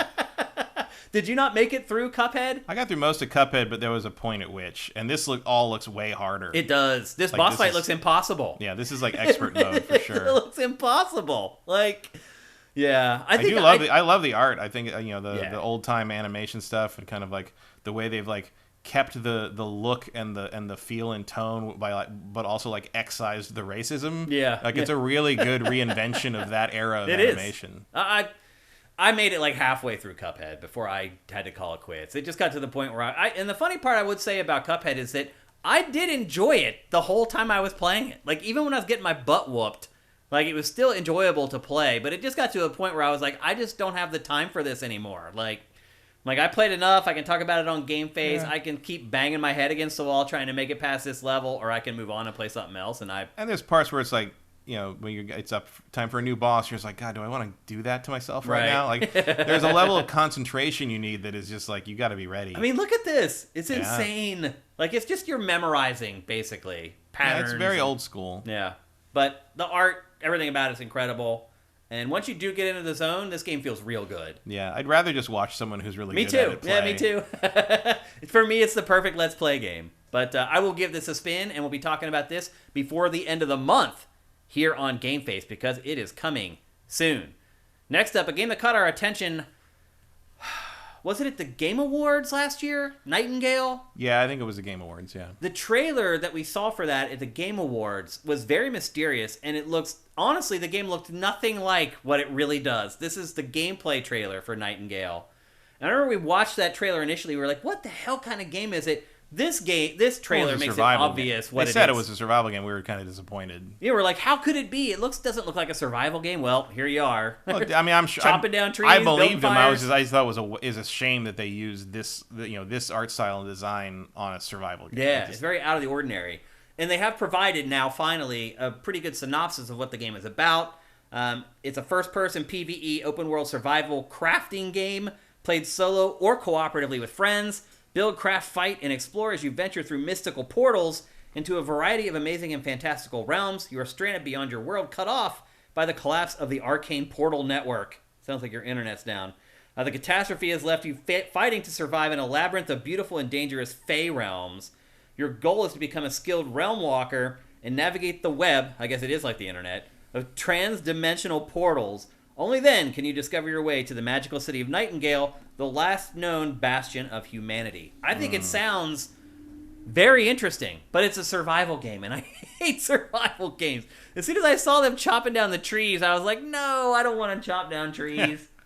That was kind of like the deal breaker for me. Mm-hmm. Are you more or less interested in this now that we've gotten like a really good look at what it actually is? Not particularly interested. It's yeah. I mean, maybe like the fact that it's more PvE like helps, but like if I played this, it would purely be because I think it looks cool, like artistically, to the point that I want to try and like it. But I don't know, like very rarely do these survival games have anything of interest to me once I sort of like get past the initial stages. Well, once I set up my homestead, it turns into the grind. Yeah, and they start expecting me to like, oh, you spend an hour building a barn. I'm like, no, no, that's not gonna happen. That happens to me too with these games. I've never really been a big survival guy. I've tried them all too. I've tried so many of them. And a big problem I think with a lot of these games is the onboarding is terrible. Like Ark, Survival Evolved, and I know that they've changed it over time, but the onboarding for that game was ridiculous. And a lot of them are that way. Like, how long I end up sticking with these games depends on how the first, like, 10 or 15 minutes of them go, typically. Yeah, like, Valheim was maybe the closest I got. Yeah. And even that didn't last tremendously long. And that got awkward for me, too, because the building was kind of janky, and, like, I couldn't really... Like, I'd try to build stuff that I wanted to build, and it would end up, like, lopsided. I'd be like, you know what? That's good enough. And I'd end up dealing with this, like, lopsided cabin for the first, like, 5 hours I played the game. They're just not... For me, I totally appreciate that these are games that typically have a lot of longevity, and for people who like to construct stuff and build their own worlds, like with Minecraft and things like that, there's definitely an allure for them. But I prefer stuff like this to be an extra element, kind of like how it was in Fallout 4. Like, you don't necessarily have to like do it all that much if you don't want to. Mm-hmm. Games where it's the crux of what you do, that's where it turns me off typically. Yeah. It's not interesting to me. Yep. It's more interesting when you do, like, that's one of the things that keeps me calm on that with Starfield is, like, at least the building in Starfield, it looks like you can do more of a top-down visual look, top-down perspective when you're doing that. For me, it's really the building from a first-person perspective I find really irritating. Me too, because I'm not, like, a Minecraft guy. Yeah. Like, all the kids are great at that. Like, not me. Like, I'm not. And it's one thing to do like the Fortnite thing where you're sort of building stuff and building while you're playing. But like with like something like this, I'm trying to make it look nice. I'm trying to, and like so often they don't give you the tools to really do that. Or you can't make it like, I just want it to be square. Right. Like square angles, so things aren't like kicked on an angle and your roof isn't like half sliding off. Like a lot of these games just don't make it easy enough. Yeah, just give me something like The Sims. Let me build it that way. Let me just snap it together. I'm cool. Like, at least give me the option. I know other people may not want that, but at least provide the option for people like me. And let me pull back and sort of see the bigger picture and sort of put things together that way would be way more preferable. Agreed. Make it more like an RTS, basically, is what I'm looking at. Yep, agreed. Next up, Saints Row. They had a trailer for the character creation tool, which is live now. So you can go and create your character now for the new Saints Row reboot. More games should do that. Yeah. Why not? Especially if you have a character creator that robust. Yeah. Like imagine if Starfield had released its character creation tool. Or even if it just said, look, we Maybe know that's what we'll get on 11-11. That's what I was hinting at. Imagine if they said, like, we know we missed 11-11, but as a make good, you'll be able to start building your character and maybe even let you build a ship or something on 11-11. Knowing Bethesda, like, they'd accidentally include the whole game and people would hack it out in like an hour. People would data mine it and just have the whole freaking thing. Like, you're right. Maybe that wasn't such a good idea. But anyway, you can go do that now if you want to. You can create your character for Saints Row. Next was... And there are people who spend hours and hours making their characters in some of those games. Which is like, so it's like, cool. Like, you can get that out of the way and be ready to play when the game comes out. As soon as it starts. Like, why not? It's polite. It is, really, to do that for the players. It's respecting the player's time, man. It is. Next up, a game that I was actually disappointed in, Layers of Fears. The new game from Bloober Team. We were all hoping that we would see a new Silent Hill being created by Bloober Team, and instead, not only do we not get a new game from Bloober Team, we get a mashup of the first two Layers of Fear in a single game. Now, albeit it's being built in Unreal Engine 5, and it looks amazing graphically, and the first two Layers of Fear were pretty good. So I can kind of understand why they're doing it. It was just disappointing to me because I wanted something new. Well, they're supposedly working on Silent Hill, so they got to fill the time with something. You know, they can't. No, they don't have time to make a whole new game. Yeah, I mean, maybe you're right. Maybe that's what. Maybe because they're working on Silent Hill, they don't have time to create a brand new game from scratch. I do think the first two Layers of Fear games do deserve presentation on this level. Like they do. I thought the first one was good, but it was a little held back. That was by the the tech. Problem. Yeah, for sure. And like you make that look like this, I think that's great. Yeah. And it will obviously become the definitive edition of both of these games. And so there's value in doing that. And I feel like a lot of people haven't even played the Layers of Fear game because they've been indie games, kind of underground indie horror games. Although they're always there in almost every sale. So I'm sure people try them out. Have they been included in like free, like for Xbox Live or PlayStation Plus games yet? I don't remember. Me I think they've been in Humble Bundles. Yeah. But I can't remember if they were any of that. But I feel like a lot of people still haven't been exposed to these games. So it might do pretty well for Bloober Team. It looks gorgeous, that's for sure. Graphically, it looks amazing. I just would have rather seen the new Silent Hill that it's reportedly, allegedly, leakedly, is that a new word? Leakedly? Working on. But yeah, that was a little disappointing. It's also a good way to get familiar with the Unreal Engine 5. Yeah. Yeah, you're right. Maybe that's part of it, is it's like, okay, let's learn how to work on this engine so when we really start going hardcore on Silent Hill, we know what we're getting ourselves into. So that's Layers of Fears. And then, Matt, your favorite game and your most anticipated game for 2022, Gotham Knights. Yeah. Matt, this game... So you had mentioned, I think 2 weeks ago on GameFace, that the last gameplay demo really disgusted you. And I had only like scrubbed through it. I hadn't watched the whole thing. So after you said that, I went back and I watched it from the beginning and tried to watch it the whole way through. And holy cow. Oh my gosh. The combat in this game looks so terrible. I don't understand what happened. Dude, Nightwing looks so terrible. His combat is just so disconnected and like slow. There's like no flow to it. There's no feels sense of like weightless. momentum. Yeah, it's like we got this stuff motion captured and that's good enough. Yeah, like that's what it feels like. Which is so weird from like your base. Like you've got the Arkham games to work from. You can tell us what they're trying to do. Yeah, they're trying but to they're not succeeding. Oh, it's so blatantly not the Batman Arkham games. It is. Oh man. Like what do you think this? You think this game's gonna sell? Probably. I mean, it's Batman, but like, is it though? It's not. I mean, that's its whole hook. Is it doesn't have Batman? Yeah. I mean, I think it'll do fine, but like, yeah, you're gonna run into a problem of, no Batman is a problem. Yeah. There's a couple things that are not really recognized. I mean, I think having Batgirl is gonna help, but at the same time, like, their take on the Red Hood is very weird. Like, where he's teleporting around and stuff like that. Okay, like that's odd, but all right. I don't think it looks very good, like art design wise. Yeah, it looks okay. I don't like the designs of the characters really. Nightwing in particular is too thick.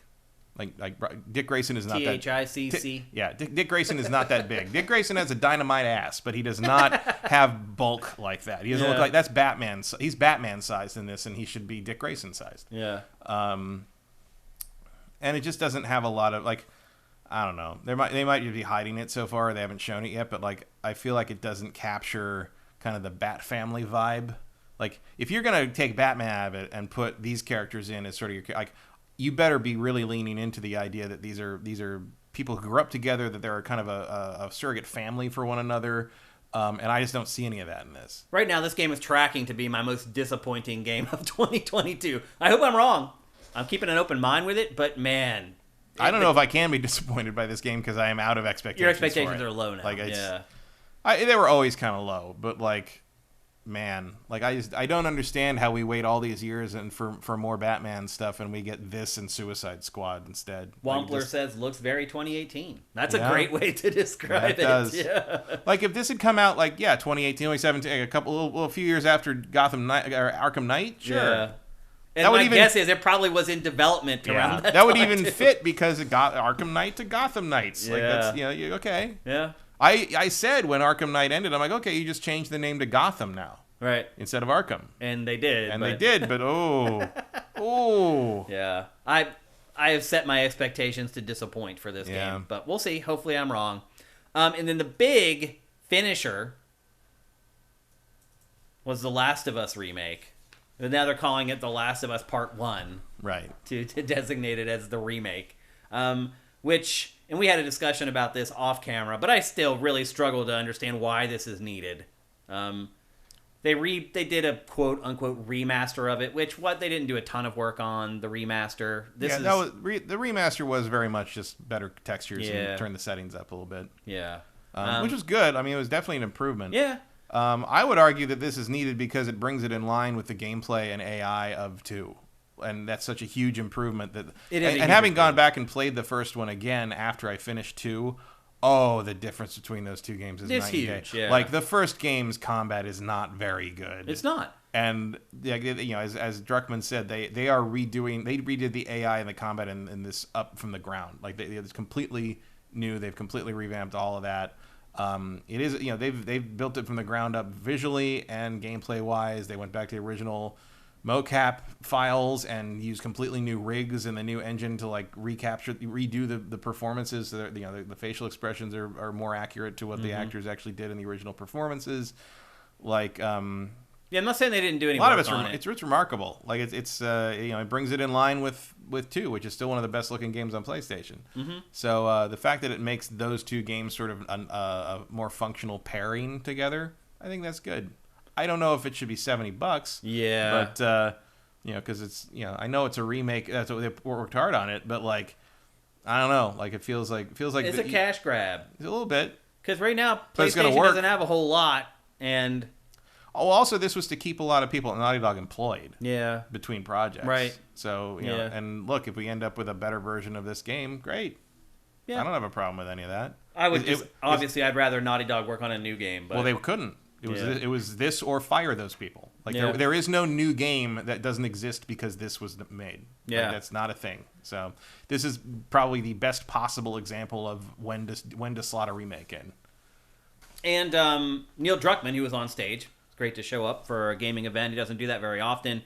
Also talked about the standalone multi. The other thing too is that all this stuff had leaked a long time ago. Not only that, this actual trailer that we're seeing right now leaked the morning of the event. He did complain on stage about it a little bit, which I get it. And I get it too. But all this stuff had leaked way before that. Like, I don't know if Neil is just like out of touch with like the leak scene or whatever, but like we knew about all this stuff. So we knew about this. We knew about this remake. We also knew about the standalone multiplayer, The Last of Us, which he announced on stage has turned into like this thing.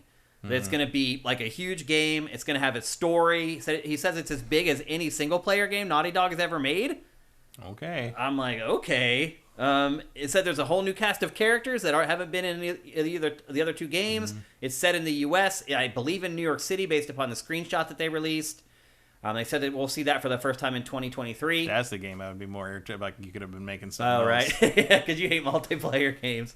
And then he talked about the Last of Us HBO show, which sounds like it's going to be really good. Mm-hmm. I mean, it really does. He got to direct an episode. He did, yeah, which is cool. Which I think he's like the U.S. version of Kojima. Like I really feel like he has aspirations to do much more than just Yeah, make video games. if that were to blossom for him, I can see him leaving video games behind altogether easily. Yep. Also, I did like that they said, Troy and Ashley got roles in the show. Yeah. Like, not as Ellie and Joel, obviously. Yeah. But, like, they apparently have prominent speaking roles in at least one episode, which Yeah. is cool. Like, that was apparently one of Naughty Dog's demands. Yeah. It was like, you got to treat these two right because they got us here in the first place. So Yeah. I like that. I like that respect. I like Naughty Dog. I like the way they do business. I like the way they run their ship. I wish they were a little crunch lighter. Yeah, But, I mean, I wish they didn't crunch as much, and I wish that they had more employees so they could make games faster. But otherwise, they're one of my favorite. I don't know how much developers in the faster industry. you can make games of that detail and quality Yeah. level, really. Yeah. Like, I think there's a limit to how much you can just throw people at something. Because I think that there's only so many people who are talented enough to do There's it. a level so of you person could you have need for 5 that. people sitting there if they can't do the job. Yeah, if only one person's good enough to make Naughty Dog quality, Right. that one person's still going over everybody else's work, and it's Yeah. not going to go any faster. Yeah. But anyway, so he finished the show with the flourish with all the Naughty Dog stuff, probably appropriately so, even though, again, all that stuff had already leaked out. Matt, what letter grade would you give Jeff's Summer Game Fest? And I have trained myself now to say Summer Game Fest instead of Summer That's Games good, Fest. yeah. I finally got over the hump. I don't know. I'm probably in like a C- range. Yeah. It feels like, especially after watching the Xbox and Bethesda press showcase, it feels like he could have got a lot more I don't think that's third-party true. stuff because I think Xbox had none, really. Well, because I think a lot of stuff wasn't ready to be shown. I don't think you could go to Ubisoft and say, "Hey, you want to show some stuff?" And I think because they weren't working on anything. Yeah, but I mean, he could have got like new trailers or maybe even a little bit of gameplay from like Suicide Squad or something. But like those trailers take months to make. Yeah, but all these games that were supposed to come out now or in the next few months, like they're very close to being finished. Like I feel like they could have squeezed something out of some of those, but if they could have, Jeff would have. I'm confident enough in Geoff Keighley to know that if that was possible, he would have made it. You're probably right. So I'm what sure was your grade because again? like a C-. I'm sure that in terms of like stuff like that, I'm sure that as soon as the ESA said we're not doing E3, a lot of those companies were like, well, then we're not going to spend our time and resources and people on building any demos for E3. So like, there's nothing. They literally have nothing to give Jeff at this point. Now they've shifted to whatever their marketing plans are for the fall. Yeah. So I showed you that sheet with all the stuff that was actually in it. We cut a lot out that we did not discuss, but all of it was indie stuff. And that is, we're going to get to the indie stuff from Summer Game Fest / E3 here in a little bit. We're going to share some of our favorite indie games that we've seen over the last week and a half. But one overarching theme to me in this entire week and a half it's just been a deluge of indie stuff. And not the best indie stuff. And I'll discuss that a little bit more when we talk about it. It seems like it was much more just what was available. Yeah. Like more than half of Jeff's show was indie. About half of the Xbox Bethesda thing was indie. It's just I think that's just what's going to be. I mean, there's fewer AAA games now. Yeah, it's just the environment that we're in.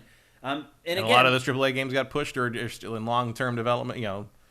Microsoft has tons of AAA stuff in the pipeline, but just tons of it's not ready. Yeah. Like I would argue you curate that stuff a little better and show like the really cool indie stuff because somewhat. I think you're just stuck getting with lost. There are good indie games. Yeah, I think you're just stuck with something like Microsoft. I think you're stuck with like we were talking about during the thing. Like there's clearly contracts in place because of the Game Pass deals that you got to show them. That's an exception with the Xbox stuff for sure.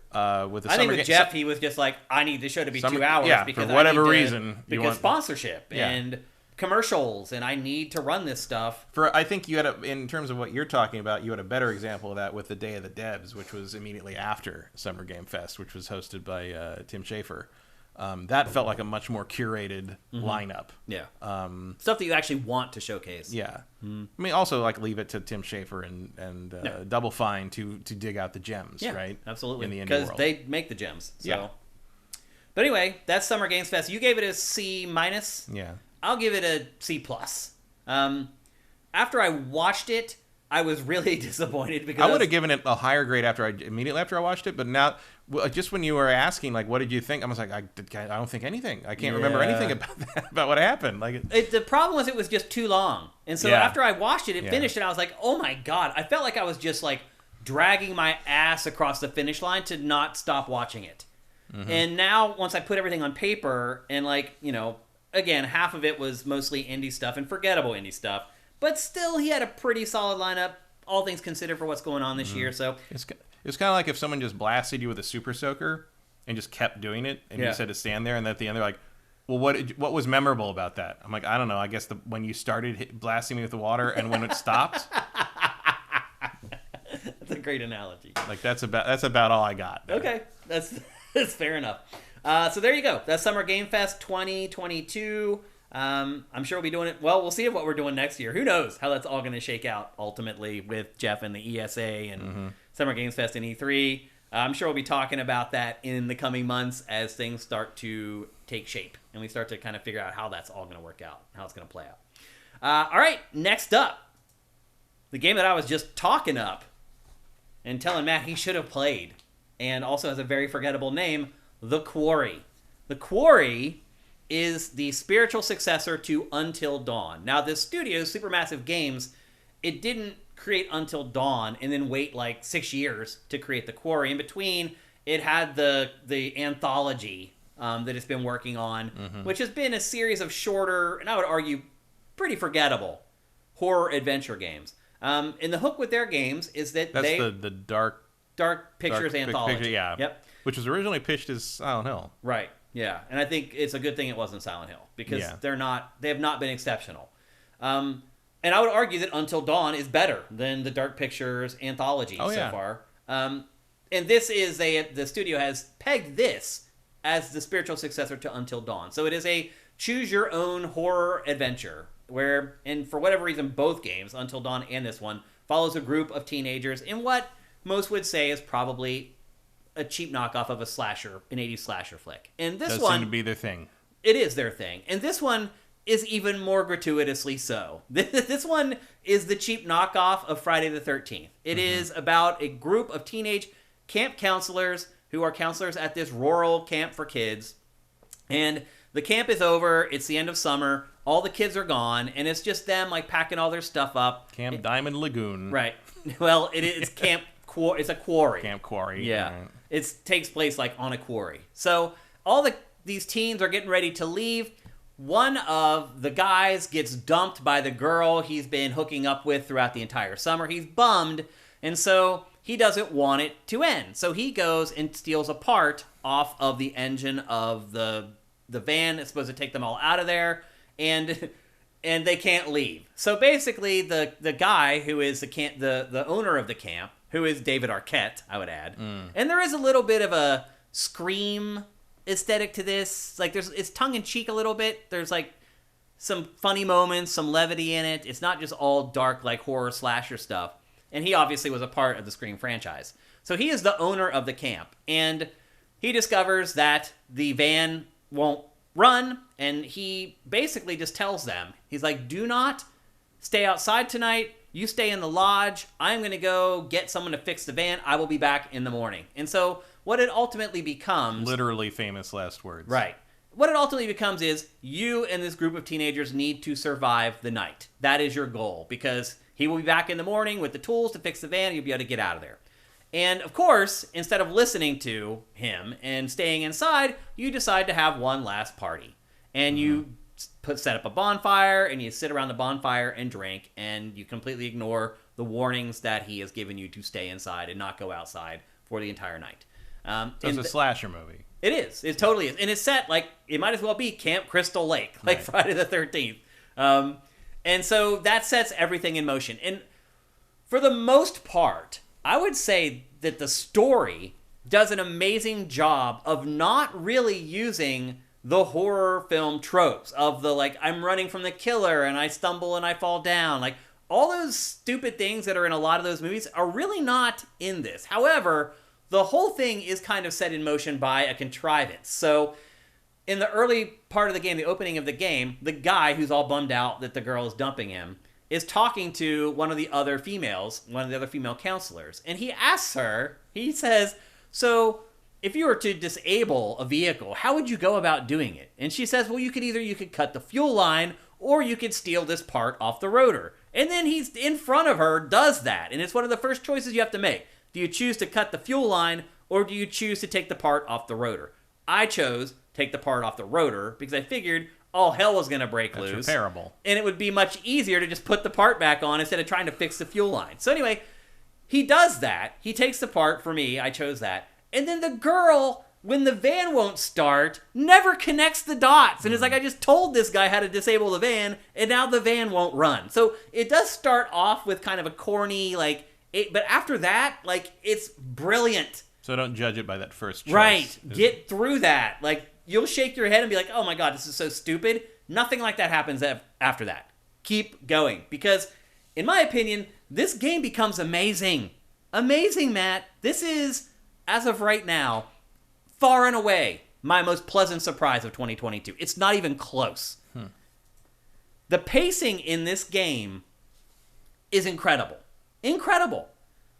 I, honestly, looking back at the last, 10 years of watching, all the biggest horror movies that have come out, that could not keep a plot coherent for 90 minutes. And this game does it for 10 hours. It just goes from one scenario to another that are completely believable, not contrived. It jumps around. You play, I think there's 9 total counselors in the game, or 9 total characters.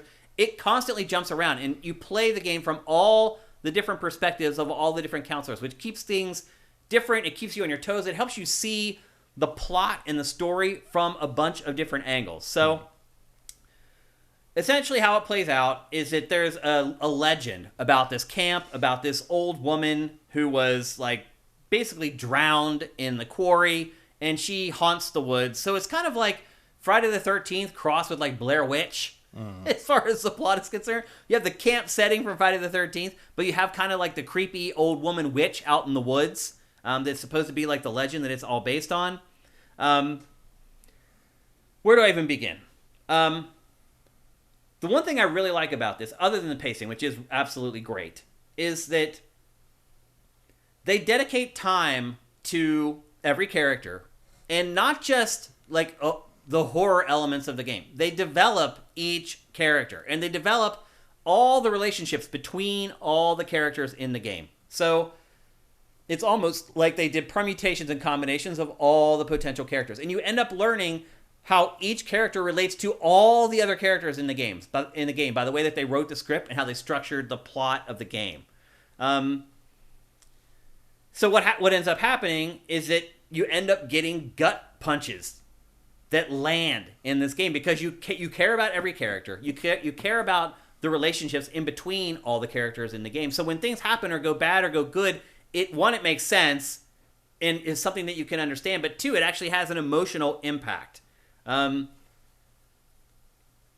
So you have a main antagonist, which is clear, and that's all rooted in what I was talking about, the woman who died in the quarry and is now haunting people in the woods. It's very clear that whatever that is, or she is, or it is the main antagonist in the game. But you also get mixed up with these local yokels, these guys who live out in the woods, and they appear the first time you see them, they're using the scope on their gun to kind of spy on the teens, and you think that they may be the people who are actually doing all the bad things in the game. But then there are other hints that they're actually trying to help the teenagers survive at some points. But then there's other little subtle scenes where it looks like, no, wait a minute, they actually could still be the killers. They play on this throughout the whole game. The whole game, literally. You are guessing whether these local yokel guys are good or bad people. And that's a big X factor that kind of helps keep the pros going. This is the point here I was talking about where you make the decision. Chosen. Yeah. So have you seen what I've been talking about with the graphics yet, Matt? I mean, it doesn't look amazing to me, right? Really? No. Looks fine, but it looks like a kind of what I'd expect as an evolution of Until Dawn, because Until Dawn didn't look bad. Yeah, but this destroys it. If you go back now and look at Until Dawn and compare it to this game, visually, it's night and day. Literally, this game mops the floor with Until Dawn graphically. And there's some scenes later on, there's a scene where you're in the water there's 2 characters in the water. I've never seen, it literally looks photorealistic. There are times when you're playing this game where you do a double take. You're like, wait a minute, is that is this just some weird filter that they put over live action footage? Or is that actually characters built out of polygons and shaders and all that kind of stuff? Maybe this B-roll right now isn't selling it, but I'm telling you, Matt, there are some moments in this game that are some of the best looking graphics I've ever seen in a video game. As far as looking realistic. But that also brings in the whole Uncanny Valley thing. Like, one thing that they haven't nailed 100% in this game is the way some mouths move. So some of the stuff looks so real that you see, like, one passage of the script delivered with a mouth that doesn't move exactly how you think it should be, and it throws you off. There's some glitchy hair in the game. Anything that's, like, a little bit off tosses you out of the immersion in this game. Like, there's LOD issues. Like, you don't actually walk or run that much in this game, but you can still see, like, shrubs, like, drawing in, like, 40 feet away. It really pulls you out because the rest of the game really does look... Yeah, that hair is not tops there. But look at how the lighting works on the hair. The one thing I would say, look at the lighting on the face of the characters there. Mm-hmm. Like, it gets to a point where it is literally hard to tell the difference between, like, if this is, like, live-action footage. And again... I get that this footage isn't selling it that well, but look at the lighting on that face. Sort of, like, here's the thing, though. Look at the gleams on the eyes. Yeah, here's the thing, though, like, I don't have a problem telling the difference between this and, like, a film footage thing, because in a film you'd light the fucking actors. Right, like, I think that looks awful. Like, I can't see their goddamn faces. Like, why are they doing that way? I think, well, it's a horror. Yeah, but you can still light someone's face so you can see their face move. Like, half their face is in shadow. I mean, the whole game isn't like David this, Fincher? obviously. It's just this one scene. But yeah, but it's just, I think that's annoying. Like, I can't. I mean, part of this might just be like running it through this low quality TV, but like, yeah. No, I mean, Until Dawn had some of that too. It's like, I know that's weird lighting to like. I would not light a scene that way. Like, I don't actually think that's very good. I mean, it's good tech, but I don't think it's good cinematography. Artistically, yeah. Like that. Why is this? If I'm supposed to be looking at this character's impressive facial animations, why are they not lighting her face? Yeah. It's weird. It's a weird. I mean, and the Dark Journeys games do that too. Like, there's a lot of like, it's like, just because it's dark doesn't mean you have to like not be able to see anything. Like, these guys must be big David Fincher fans, because Fincher does that too. Where it's just like, I can't see anyone's eyes, dude. Like, that's where you see. Well, there are plenty of scenes in this game that are in broad daylight. Sure, it's just like and she's in a spotlight for some reason. Yeah, the light coming through the trees or whatever. Now she's not. Okay, it's like, I have noticed that the lighting is very different from shot to shot as they change angles. We gotta realize I'm cutting B-roll together here. No, I mean in the shot where like where they're talking on the stairs. When it would cut to one angle, the light on the girl on the stairs is one way, and when it cuts the other angle, the light on her face is a completely different way. So you can see that side of her face, but the lighting is completely different from one shot to the other, which is sloppy lighting.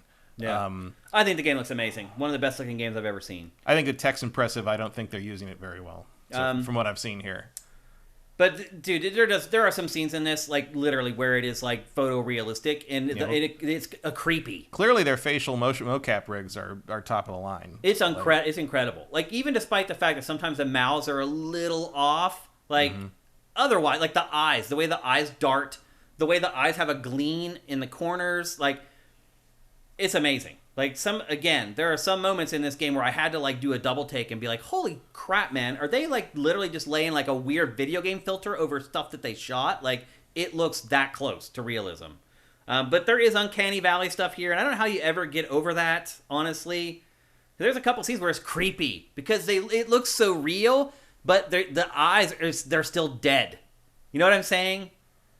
Like, you can still tell that it's this computer-generated thing, but your brain is like, but it's not. It's a real but there's something in the back of your mind that's telling you, no, this is fake. This is fake. I don't know how to explain it. I mean, that's literally the Uncanny Valley. It's like, we're wired to see faces. Like, that is awful, that animation of that golf cart. Like, why is it jittering forward like that? It's so weird. I don't know. That could just be the way I capture it, because I have to capture footage at 30 frames per second for the TriCaster. Yeah, but like so if it runs at 60, and sometimes it gets a little jittery whenever it renders. I don't know. Like, I'm impressed by that shot. Just like the environments are very nice. Yep. I don't know. I'm coming off of the new patched Horizon. Like, there's a very different vibe to that. But yeah, I mean, and also, like, it seems to vary by actor. Like, that guy's face is seems like it's translating very well. Where like the blonde girl in the Jeep, her mouth didn't seem to. She's the problem. Her mouth is the problem. The engine doesn't seem to know quite. It's funny that you picked up on that. She is a character whose mouth does not operate. And well. That is because I'm sure the actress's mouth is doing very similar moves. Or what's happening is like basically that this engine or the rigs maybe cannot like simulate how the rest of her facial muscles would work in conjunction with how her mouth gets that wide. It's possible. That's a very difficult thing to do. I mean, especially in real time, like that's borderline impossible right now. It'll get there. I think by the end of this generation, you're going to see some facial animation. It's going to make you go like, what the? I mean, this game is damn close, man. Like, she is the one eyesore as far as the rigging for the faces. She is. When I mentioned that, she was the character I was talking about. I think a little more refinement. Like, I'd imagine their next big game of this type, because it seems like they're going to keep doing the anthology games, but then like maybe they'll do a big thing like this. You know, you do the anthology games to pay for your big slasher movie games, and I would imagine they'll get there. Sort of like with the Greedfall guys. Yeah. It's sort of like, you know, they're going to get to that Bethesda, that BioWare quality eventually, and like seems like these guys will get to like some kind of, you know, like I don't know who you want to call the best in the mocap business. David right Arquette. Now. Oh yeah, I can see that. That's pretty good. Well, he looks like David Arquette. So getting to how the game plays, I use the word play very loosely.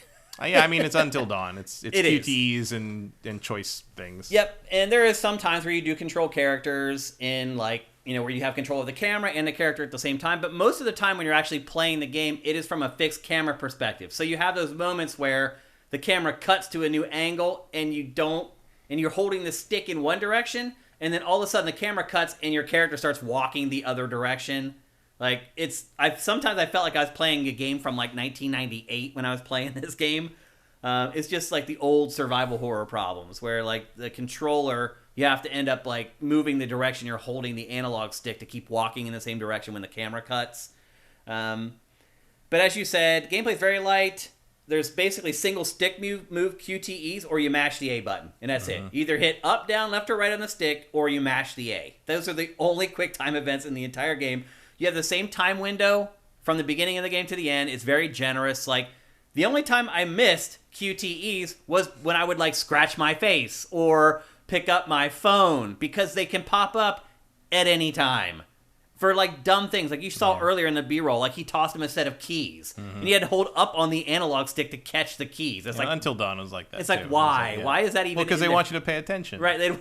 But it's like you spend long periods of time watching this, and then out of nowhere, something will pop up. Another part of the game is collecting tarot cards, and what'll happen is the tarot card will just be in the foreground or the background of a shot. It'll have like an aura around it, and you have to hit A or X depending on what controller you're playing to pick up the tarot card. And then there are these little vignettes where you go and talk to this old woman tarot card reader where you can get like bonuses or whatever. But like, if you put the controller down, or you scratch your face, or you pick up your drink to take a sip, like, you can miss stuff in this game. And that's the only way that I did miss any of the QTEs, because they're really easy. Now, there are some sections of the game where they provide like a risk reward. Like, there's some scenes where you need to get somewhere really quick to try to save somebody or try to help somebody, and they will give you the option of trying to take a shortcut. And if you do that, then the quick time events are a little more challenging. Not that much more, but a little bit more.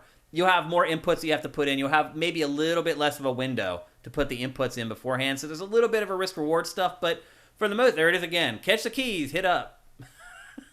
Why? What if you drop the keys? Nothing. I did drop the keys once, and nothing happened. Like, nothing happened at all. So there is a little, they do kind of mix up the risk-reward a little bit with some of the more, like the chase scenes, I guess, to try to make them a little bit more intense. But for the most part, you really, as long as you're holding the controller and you're paying attention, you are in no danger of messing up any of the QTEs in this game. Obviously, another big part... Well, if he's got room in his Jeep, why doesn't he take some of the... Right. You could fit all of them in there. Right. Yeah.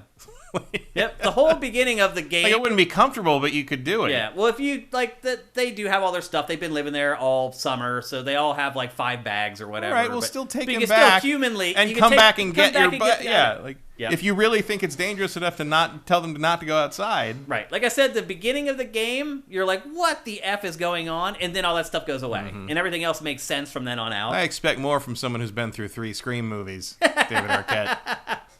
Yeah. You know better. Seth Green taught you better. Yeah. And then the only other gameplay, there is, like, gunplay in this game. Like, there's Seth Green. It's like, it's really awkward and weird. And, like, when it does pop up, you have the option of shooting the gun or not, and I never shot it because there's a flashlight on it. I could never find anyone to shoot. And as it turns out, I think you were supposed to not fire the shotgun. And that leads me into the big crux of this game, which is choice. And that's really what these games are about. Making decisions either on the fly or pondering them, and then having to deal with the repercussions of those decisions on down the line later. And it's a mixed bag. Decisions can be tough. Like, sometimes you have as much time as you want to decide. Like, when I decided to cut the fuel line or take the part out of the engine, I had as much time as I wanted to. But other times, you are under the gun and you have to make a decision in the heat of the moment. And it'll get your heart pumping because it's really hard to figure out what the right answer is. For example, there's one scene where the character is trying to use a zip line to zip all the way across a lake and get away from the antagonist. And she gets to the zip line, and the handle for the zip line is actually like 10 feet down the zip line. And so she has to crank this crank to get the handle of the zip line up to where she can grab it and then slide across the zip line across the lake. And so the game starts asking you, do you want to crank quickly? Because the antagonist is coming after you. It doesn't know where you are. So you're like, no, I want to crank it slow so it doesn't make any noise, and I can get the crank up here and then go across. Well, what happens is you crank it slow, and it makes a lot of noise, and it asks you again, do you want to crank fast now, or do you want to crank slow? And I was like, no, I think it's still making less noise. I'm going to crank slow. And so I kept cranking slow, and then the antagonist appears behind you, and it's running at you, and just at the last second, you manage to get the handle to the top, and you zip line down across. Like, it's a guess whether you should crank fast or crank slow. It's all luck. And to me, most of the big decisions in this game, they are luck. It's very difficult to figure out what the game wants you to do. What is the right choice in those situations? It just feels random. But at the same time, ideally there wouldn't be a right choice. And that's what I was going to get at. The thing is like you want to fail some of these things because that throws the story into chaos. Like, I had managed to keep all of them alive. And like 7 hours into the game, I still had all of them alive. And then the game just started throwing all these crazy decisions at me. And it just all started going to hell. Like, in a handbasket very quickly. And it made it interesting and fun. What I had realized is, like, I had been striving to keep all these people alive. And the game was actually more fun and interesting when they were dying. And so I feel like it may be by design that they're giving you these choices where it's impossible to figure out what the right choice is, because it's probably better for you as the player if you do fail some of them. And some people die or get put in these dire consequences that ratchet up the intensity in the action of the game. These vignettes, no idea why they're in the game. So bizarre. Look, did you see that? Yeah, the animated thing. Yeah, where they like teach you like about some of the stuff in the game. Like, here's how you deal with evidence in the game. So out of place. It's like, why are you showing me this goofy cartoon in the middle of a horror game? Because it's a lot faster to do that than to make something that looks like the tech in the main game. Like, this is probably much quicker. It was very jarring. I was just like, why are these things in here? You could have a different animation team or whatever making this when everyone else is rigging 3D models. Yep.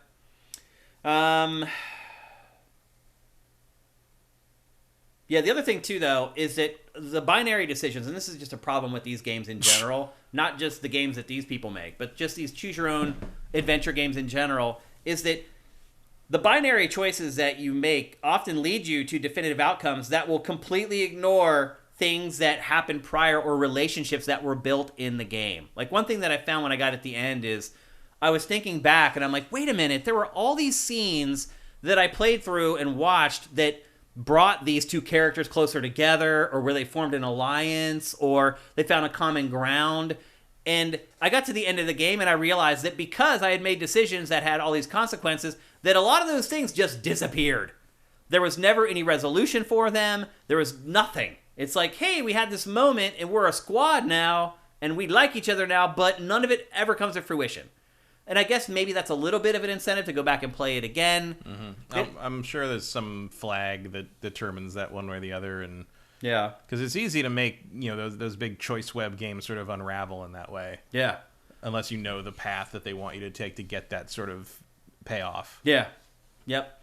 And here's a note too: if you get the deluxe edition of this game, the first time you play it through, there's a feature called the Death Rewind, where it actually lets you, if somebody dies, you can rewind it. Now, I didn't use it because I played the regular version of the game, but I did some reading about Forza. it. What? Somebody's been playing Forza. Yeah. But exactly, the rewind feature. But so I didn't experience it because my version, you have to finish the game before that feature unlocks. The deluxe version, you have it the first time you play through. Don't mess with it. because there are some glitches in this game. There's one decision or one death that if you decide to rewind, it takes you back to the beginning of the game. Ooh. And that decision is at like hour 9. Wow. Yes. That's not good. No, it's not good. I feel like that's not working as intended. No, it's not. No, the developers have already addressed it, and they're like, we're going to patch it, but we haven't got it done yet. So Sorry, I'm trying to remove it. I'm sorry. Yep. But essentially, you have 3 opportunities to intervene when a character dies and jump back to make different choices to help them survive. And that's one choice... I mean, one of the most frustrating things in Until Dawn is when you're trying to do like a perfect run through and screwing up, and then like somebody dies, and you're like, oh, I got to start over again. Like that's a good addition. But yeah, it feels more appropriate for that to be unlocked after you finish it the first time. Yep. I would definitely not want to play that with that. That's too much power. Yeah. Especially if you can erase your game by accident. You have to go all the way back to the beginning, the first scene where they're standing in front of the cabin with the car. Yeah. So brutal. Annoying. Yep. So don't do it. Don't mess around with it. Just play through it. Don't do it. As I said, the game is around 10 hours long, and as I've also said, there's plenty of incentive to replay it. The game does track like your main decision paths that actually alter the playthrough, so you can check and see what choice you made that caused things to branch in a particular way. So when you go and play through it the second time, you know, hey, at this point, I need to make this decision differently to make sure it plays out differently, which is a nice resource to have. This is set today? Is it modern? It's present day, yeah. And there's definitely some, like, you know, why do the cell phones never have reception? There's some of that to it. Man, I don't get full reception in this room, let alone in a camp. No, I'm not questioning that anymore. I've had a cell phone too long. They all have AT&T. That's the answer. And there are extensive accessibility options, so you can choose to just watch the movie play for 10 hours. Or you can, you know, make sure that you're taking every opportunity to interact and alter the story yourself. Or you can just set it up so like you're just playing some of the quick time events. Like they've done a really good job of giving the player a lot of latitude in how they want to play it and how much they want to interact with the game. But no matter what, you're not going to interact a ton. It is very light on gameplay and interactivity. So my point is, after playing this, I was completely enraptured with this game, all 10 hours through. And I started thinking back to all the horror movies that I've watched in the last decade. And honestly, Matt, like, maybe 2 of them were as good as this game, as far as, like, a plot with the payoff. And this is something where you can change the trajectory of the plot, who lives and who dies.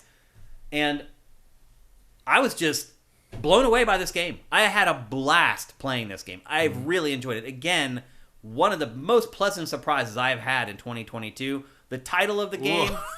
That's a rough close-up. Yeah. The title. To me, he is the worst character model in the game. Yeah, it doesn't look right. He needs next-gen neck tech. Well, his neck is always sweating. Yeah.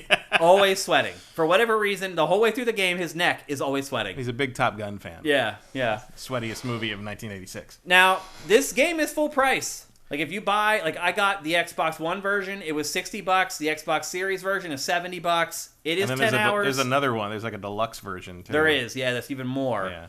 And, that's too much. It's a 10-hour game, and you can play it again. Yeah, I think I ended up paying like $20 for Until Dawn on sale, and that felt about right. Like, I would probably maybe for this would be more, because Until Dawn, I certainly wouldn't praise Until Dawn's writing the way you're praising this one. I didn't even talk about, actually, the voice acting, the writing. The voice acting in this, amazing. Amazing. There's a couple characters. Well, the cast is real solid. Like, there's a couple lines. Yeah, I forgot to actually read some of the people who are in this. Like, there's huge. Like, I already obviously mentioned David Arquette. Fair, Until Dawn had Rami Malek before anybody knew who he was. This has David Arquette. It has Lance Henriksen. It has Ted Raimi in it. And the voice acting is incredible. Lance Henriksen will show up as long as you can pay him. Yeah. There's a couple lines throughout 10 hours that are, like, not delivered perfectly. But otherwise, the voice acting is incredible. The writing, really good. Like, legitimately funny jokes. The stuff that they say is the stuff that real humans would say if they were put in these situations. The decision-making that isn't yours always makes sense. Like, there's none of that dumb horror crap like that Geico commercial where, like, let's hide. Well, there's a car. Let's get in the car and drive away. No! Let's hide behind the chainsaws. Like, there's nothing of that in this. Like, everything they do makes sense. And they put you in a couple positions, too, where you question yourself. So, like, there's one scene where all hell's starting to break loose, and there's a group of the counselors at a fire, and then there's others that are scattered out in the woods who are in trouble. And one of the counselors wants to take the gun that you have with him to go check on one of the people who has left the camp. And you get in a struggle over the gun. And your choice is let him have the gun or keep the gun. And it's one of those timed ones. And I'm like, oh my God, what do I want to do? Let him have the gun, keep the gun. And I thought to myself, I'm like, there's more people here at the fire. So I need to keep the gun to protect the larger group of people. And so I keep the gun, and he goes off and like tries to rescue the person without the gun. Later on, I find out that was the right choice to make. Like they think like the decisions that you make sense. Like they also are like, you know what? You got 6 people here at the fire. Why are you going to give the guy a gun to go save one person when you can keep the gun and keep the 6 people at the fire safe? Like the whole game is like this. Again, like this, I'm just blown away by this game, Matt. I can't believe it. Like how much I enjoyed this game. And I am a horror guy. I love horror movies. I am a horror aficionado. I'm a little gorehead. I had a Fangoria magazine subscription when I was a kid. This is in my wheelhouse. But if you like stuff like this, this is great. This is easily their best game by a mile. Way better than Until Dawn. Miles better than the Dark Pictures anthology. This is them in their pure form. So the leap from Until Dawn to this, to me, is drastic. And so I don't know if they're going to be able to keep making improvements like this in leaps and bounds, but if you're into this kind of stuff, but only moderately, check back in with these guys in another 3 years, and who knows what they'll be doing then. But I was really impressed with this, but the problem is the price. You said $20. I would pay $40 for this. But that's max. That is the most I would pay for it. There is value in playing it again. More value than I would argue in a lot of video games to play it again. Just to see the different outcomes and the things that can happen. Like, again, I made it to hour 7-something before anyone died. But there are ways for characters to die in the first, 2 hours of the game. So there's all these branching paths, different ways you can play through it, all based on your decisions. And ultimately, the outcomes and the decisions all make sense. I can't remember a horror movie that does that. I just watched the recent Texas Chainsaw Massacre remake, the second one that they've done now, was for Netflix or Amazon or something. That movie was so full of stupid shit. Where you're just like, what are you doing? Why would you do that in a million years? That makes no sense. None of that stuff happens in this. And it's 10 hours long. It's just, to me, an amazing piece of work. Really impressed with it. I can't recommend it enough. At least once the price comes down. If you find this for $40, buy it immediately. I really balk at spending $60 or $70 for it, though. I don't know what they're thinking, trying to charge that much for it. Because it's just... I just can't rationalize that many hours of entertainment for that much. And I know people will be like, well, look, I pay $15 to go see a movie, and it's an hour and a half, and if you do the math, it actually works out. If you're one of those people, then go buy it. Generally, my purchase scale, it's too short for 60, yeah, but I think it's expected you're going to play it more than once. Yeah. So you're probably looking closer to 20. Yeah. Once you've seen everything. And you're right, because there's no way to fast play this game either. No. It's not one of those games where, once you play it once, you're you can get to everything, you know what to do, and you can go everywhere before you have to think about it or whatever. This game is, you have to play it at the pace that the game lets you play it. So if you play it again, you will get pretty much that same 10 hours out of it again. But yeah, again, just a real pleasant surprise. Really glad I played it, had a lot of fun with it. And I actually paid for this game myself. And I don't regret it too much. I would have rather have paid $40 for it, but, it's my job to come here and jump on grenades for you guys. So I went out and bought the game just like anybody else and played it. And I don't feel ripped off. But I know for a lot of people, money's tight right now. And so it's hard for me to recommend that somebody else would go. Yeah, it looks like they put AAA level money into it. They did. Oh, for sure. Yep. I can understand the price. I just don't know if that's something, you're talking about comparing that to something like God of War. Right. Yeah. And I can't. It's buy God of War. Do you not? If you're picking between this or a God of War. But you can't buy God of War for 6 more months. Yeah. So. Yeah, you're right. And you may need something to play right now, and I really, really like this. So, and you're right, Matt. The promotion for this, terrible. Mm-hmm. Terrible. The title of the game, terrible. I didn't even know what it was. Yeah. I mentioned it when I left on Sunday after Xbox. Mm-hmm. And I was like, what are you playing? You tell me what you were playing. And then I'm like, oh, yeah, I'm playing the Quarry. And you were like, what's that? I thought, honestly, when I thought when you mentioned it and when I first looked at it on the store, I thought it was one of those Friday the 13th Evil Dead style multiplayer games. Yeah. Nope. That's what I thought. I thought it was it's one of these asymmetrical thing where you play one person plays a killer, and then I was like, oh no, I was like, oh no, that's Superman. I realized who it was that made it and figured that was not what that was. Yeah. But yeah, it was. That's a poorly named and promoted game. It is. Yep. Which is doubly weird because of how much clear effort went into it and the casting. But okay. AJ the Legend Watson asks, what do you think Supermassive or similar developers can do in these games to improve upon them? I think these games are what they are. Yeah. I mean, I honestly, okay, there is something. Get rid of the fixed camera angles. It's really annoying. When you're just trying to explore and find clues or whatever. Yeah, I did see you go back and forth there in the cabin. It happens a lot. Yeah. It'll cut angles, and if you keep holding the stick in the same direction, the character will turn around and start walking the opposite direction. They can get rid of all that crap for sure. They could actually put some gunplay in these games that actually works and is worthwhile. They could make them more interactive, I guess is what I'm getting at, and better to interact with, while still keeping the choice and the consequences and the great writing and the great voice acting. Let me open every drawer. Right. Let me be Shenmue. I don't want that either. That's going too far in the other direction. Pick up every orange. Yeah.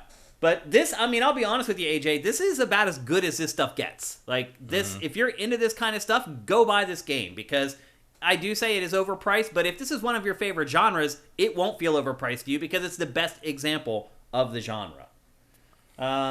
Is this also online, offline co-op from Danboy90? No, there's no co-op in this. Yeah, there is. How? You assign... there's couch co-op. Yeah, there's going to be an online mode. Where you assist people in making the decisions. Yeah, and you assign people different characters. Yeah, you're right about that. Yeah, I did see that on the store page. Yeah. Any other questions you guys got? Because I looked more into it because I was like, online won't be available till July 8th. What does that mean? That's one of the reasons I initially thought it was like a Evil Dead Friday 13th kind of thing, because there was online play, and I was like, oh no, that doesn't make any sense. So yeah, it's. They recognize one of the ways people played Until Dawn is like a party game. People all get together and watch. You play it like a movie, because it's engaging enough for people to just sort of watch it like a movie and yell about the choices. Yep. I had a lot of fun with it. I really enjoyed it. And I'm not the funny part is story for me in games usually is way down the totem pole of my priorities. But in a game where it's all about story, then I absolutely care about it. And they did a great job handling it in the Quarry. All right, let's move on. We're going to talk next about a game that Matt has been playing, and then I went and played. However, I have a feeling that you probably played more because I had to keep trudging forward with the Quarry. I'm at the end of the demo now. Where is the end of this demo? You go through 4 chapters. Okay, because I played through 2.5, and I was like... It's not a short demo. I'm like, is this the whole game? No, and what we're talking about is Fire Emblem Warriors. What is it? 3 Hopes? 3 Hopes. 3 Hopes, which is a Dynasty Warriors game set in the Fire Emblem 3 Houses universe. And it really is set in the Fire Emblem 3 Houses universe. Yeah, it's an alternate universe version of it. But it's not that alternate because it really wraps you up into the same stuff that was happening. But it's extremely alternate because it's a completely different outcome. What do you mean by outcome? Well, you remember 3 Houses is basically about them going to school together, right? Yeah. The school part is over in about 3 chapters. Oh, maybe I didn't get to that point because you about become a part of the school. Right, but that lasts literally 20 minutes. Okay. So I didn't quite get there. No, so the demo covers the first 4 chapters, which is the prologue, and I think the first 1 or 2 chapters of the actual game beginning. So there's 3 different stories because you have to choose which house to side with, and from what I can tell, each house is a completely different story. Really? Because I sided with Edelgard in the the Black Eagle, because that's who I picked in the 3 houses. I did not. Because I like those characters the best. And so I went with them, and the whole story has shifted. So they do the whole thing where she's got this whole plan to do this thing. So you enact the plan, and she basically takes over and becomes emperor of the empire. And then it jumps 2 years ahead, and the academy's gone, and she's basically waging war against it. You're invading the middle of that map to destroy the church. Huh. And no one knows why. You're all with her because okay, yeah, because you're doing a good job as empress, so we'll do this. And the church people, the headmasters from the 3 Houses game are like, why is she doing this? And everybody, the other 3, all 3 house leaders have become the leaders of their respective nations. So this is chapter 4, and so the main meat of the game is not 3 Houses. It's what if 3 Houses, because what this is actually the main character of 3 Houses, what you play, Byleth. Mm-hmm. The story is actually, what if Byleth never ended up at that school? Nah. because Byleth is the antagonist. In this game. Yeah, you choose whether you want it to be male or female as well. Yeah, and your character sort of joins instead as this mercenary, and you pick a house in very convoluted form. Like there's like, oh, you should just join the school, pick a house, whatever. Right. And all of a sudden you just get caught up in these continental issues. So it jumps ahead way faster than Three Houses did. Three Houses, you spent a lot of time in the school before the conflicts really started between the various nations. This is, you are literally jumping, at least in the Black Eagle thing, you're jumping ahead 2 years, and everybody's got their fancy armor on. Nobody, it's. And so when you hit chapter 4, you kind of finally hit the meat of what I think the game is, which is you see the whole map of the continent, and they show the outline of all these areas you need to conquer to get, and like there's usually a string of areas, and then it shows you kind of the ultimate goal of the chapter, and so you have to kind of conquer all the areas, and each one's a Dynasty Warriors level essentially. And then there's like different areas, like little points of interest in each area. After you conquer the area, you can click on them and you get bonuses from them, and you can they're like little kind of like quick side quest or text choice things. So like the meat of the game seems to be like a pretty wargaming map thing where you have to like take over the thing and get through it that way. It's actually pretty compelling. It's got some Dynasty Warriors empires to it. Dude, this game's insane. It is insane. It has like so many elements from Fire Emblem in it, like strategy stuff where you like start like on a map and you can give orders to your party members to go to different parts of the map and start like attacking different targets. Yeah, so you could do that in the first Fire Emblem Warriors, but the trick on this one is you kind of have to do it in this one. Yeah. Because a lot of stuff happens simultaneously around the battlefield, and you are trying to get high rankings in like S rankings, and one of those rankings is time. And if you want to do these missions a lot of times in a timely manner, you have to send different characters out to the different parts of the battlefield to fight these battles and take over these sections, because it does have the same thing that they had in the first Fire Emblem Warriors, where each character has classes, and each class is better or worse against certain other classes, and it's showing on the map where the officers you're better against and worse against are, so you can send your teammates out to fight the guys they're best against. Yeah. It tells you on the map, like you kind of give you that the all percentage chance of like and you your can kind of have that all happen at once, because early on I was trying to do everything myself, like you normally do in a Dynasty Warriors game. Yeah. And it was just I was running over here, and it was the S rank time for the map was like 13 minutes, and it took me like 40. It was like, you have to send them if you want to hit those numbers. So you have to like really have to strategize a little more, which is cool. Like. And there's all this, there's all the relationship building and the conversations as you the branching conversations where you make decisions in your conversations. And you haven't gotten to this part, but there's a part where like there's crafting on things, and then like there's cooking, just like in Three Houses.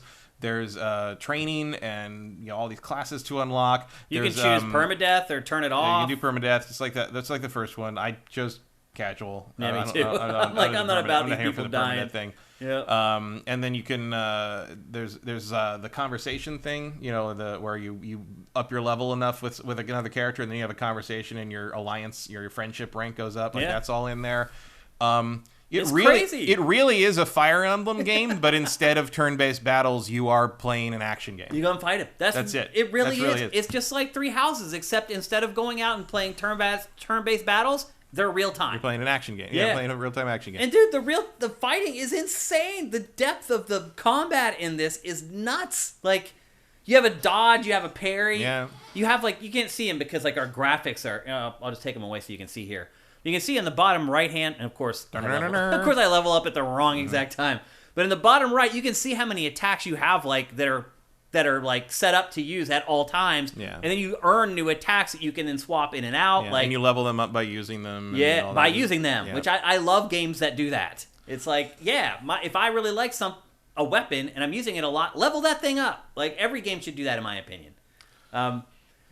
But you can see the map up there. They're intricate maps, and as Matt said, like, you'll start like a map, and they'll point out where the big enemies are on the map. And at that point, you can choose to send your team out to those different points. It will tell you what percentage chance they have of completing that objective or whatever. And in some cases, they won't even let you send people if they're just going to go and die. Which means you got to go do it yourself. Yeah, and usually that means that it's on you. Yeah. Yeah, and so like once you see chapter 4, like it lets you play through a series of those battles to conquer like the final area, and then it's like, okay, now you got to wait for the full game. But you can import the save from the demo to the full game. This demo's huge. So it's a lot. It's free on the eShop now. Yeah, it's like a 10-hour demo. Almost. It just keeps going. And I will say this, like after getting through that kind of that chapter 4 is where you really get the real taste of like, oh, this is with your home base and all the stuff you can do and all the things at home base and how the leveling up when the class changing works and how the moving through the map works and what kind of scene where they're setting up how the conflict's going to function. I'm gonna put a preliminary thing out on this and say, this may be the best Muso game ever made. I was gonna say the same thing. This is the Dynasty Warriors. This is the Dynasty Warriors game I have always wanted them to make, and they never did. Yes, I was blown away by this game. This is really, really, really good. Yeah, I couldn't believe it. Yeah. Like the one caveat I'll say is I think if you haven't played Three Houses, you're gonna be a little lost as to who all these people are. But other than that, like, this is probably the best Dynasty Warriors game of all time. It is funny, too. Like, the game has no Nintendo branding. It's all, like, Koei Tecmo and Omega Force. Like, if you boot it up, it doesn't have a Nintendo logo or anything. It's like it's a... No, it doesn't. That's true. Koei Tecmo game, like, which is weird. But what is so crazy how good this is and how bad the Dynasty Warriors games have become. Yeah. Seriously. No Dynasty Warriors game comes close. And you're right, Matt. Like, it brings in elements of all the stuff that Koei Tecmo does. Stuff that they haven't had in since, like, Dynasty Warriors 5 Empires in places. Like some of the grand scale strategy stuff has just been missing from the main Muso games for years. There's even, like, Romance of the Three Kingdoms elements in this. Yeah. It's like all of it. It's like, this is like Koei Tecmo's, like, ultimate game. It's like they went through and picked all the best stuff they've put in individual games of like Dynasty Warriors and Samurai Warriors over the years, and finally been like, oh yeah, let's just put all that in one. Yeah, it's like you can start like a mission and you can choose another character to quote unquote team up with, and then you do these awesome team up attacks. Like it's incredible, and the depth of the combat is amazing. It runs great. Even though there's like hundreds and hundreds of enemies on screen at a time, I never saw the frame rate buckle. Did you? No. And this is a demo. Like it's butter. not even done. I've been blown away by this. Like I was wondering if you felt this, and then you just said it. Like the best Dynasty Warriors game ever. I'm like, I was thinking about that driving over here. I'm like, have I played a better Dynasty Warriors game? And granted, I think I've played 2.5 hours of it or something like that. Mm-hmm. But it just keeps getting better and wait till you deeper. get to chapter 4 where it unlocks the whole map and all this stuff. Like it's great, it's amazing. It's like the lower third says, Muso deep. Like I was just shocked at how deep everything in this game is. And like you said, there's the relationship stuff where you build the romance or the different relationships with the other characters in your party. It still has the whole like Harry Potter pick the house stuff, like the school, all the characters that you know from Three Houses, which if you played it, it took you 60-some hours to finish it. You have relationships with these characters. Like I remember these characters and their quirks and like all that stuff. Like just blown away by this game, Matt. Mm-hmm. Another great pleasant surprise from this week. Hugely shocking. Yeah. Like, I mean, I like the first Fire Emblem Warriors, and I didn't even play it. It's good. Like this takes a lot from it, but it refines everything. Like the first one definitely had it had the paper rock scissors element, you know, the different types being better than the others. It had the class progression. It had you can command characters to go different places and do things. It was not as essential. As in, like this, I feel like you have to do that. In the other one, it was just sort of a nice thing you could do to have. It had the special moves that I like, but there's just like it did not have the narrative of this. It was much more slapdash in terms of putting, you know, it was a mix of all the different Fire Emblems together, and there was sort of a weird sort of team up. It's kind of like the Warriors Orochi things, or sort of a best of sort of thing. This feels like the closest analog I think in the mainline Muso games is probably. Samurai Warriors Spirit of Samada. I know what you're talking about. No, it was like it was a story. It was between 4 and 5. I remember that 4 game, and 5, yeah. and it was a very story driven game. I think it was a tie-in with a drama TV series in Japan about the same story. But that's the closest I can get to something that's as story driven as this is. This is a very robust story, and like again. It's Fire Emblem. If you don't want to have people standing around repeating the same thing over and over again and saying, you know, there's a lot of like There's a lot of jibber-jabber. we have conquered most of the southern continent in the last 2 years. I'm like, yeah, why are you telling the emperor who told you to do that what they just did? Like, there is a lot of, I will say this, there is a lot of jibber-jabber. Yeah, and I did find myself jamming that A button to get through some of the you can jump through some of this pretty quick. Yeah. And it's a relief once you get to some of this, the more run around in the camp stuff where like nobody's fully voiced anymore. Yeah, you sort of like move through the text. Like, that's good. But there's a lot of voice work in this too. Tons of it. A lot of it is voiced.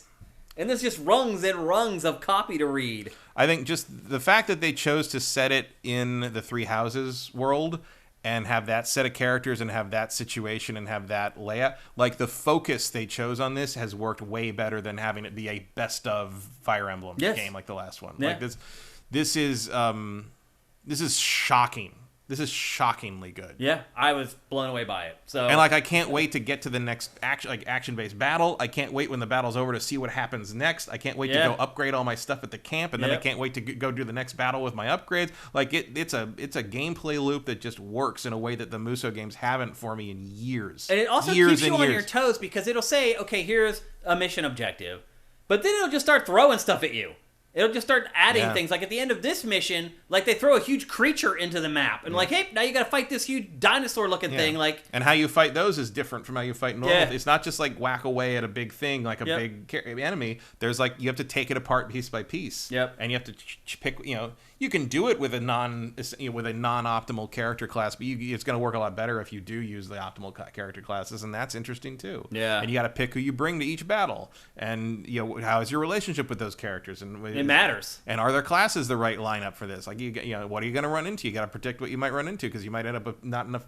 You take your favorite characters, they might not be the right classes to deal with what you might run into. I just make sure that I roll with like a very good variety. Varied crew. Yeah, just so I have somebody who can handle every enemy. It's really good. And there's a demo on the eShop right now that is like crazy long, and your save transfers over to the final game. Yeah, you are definitely going to know whether you want to play the final game. Oh yeah, by the time you finish this demo. I kept playing and playing. I'm like, is this? I'm ready for it right now. I thought that I'm like, did they screw up and like they gave the whole game like to the like? No, I think this game is really long. It must be. And there's like you can juggle hundreds of soldiers at once. I think my top combo was something like 8,000 hits or something. Yeah, it's nuts. It's fun. Yeah, I'm blown away by this game. I couldn't believe it. So. Yep.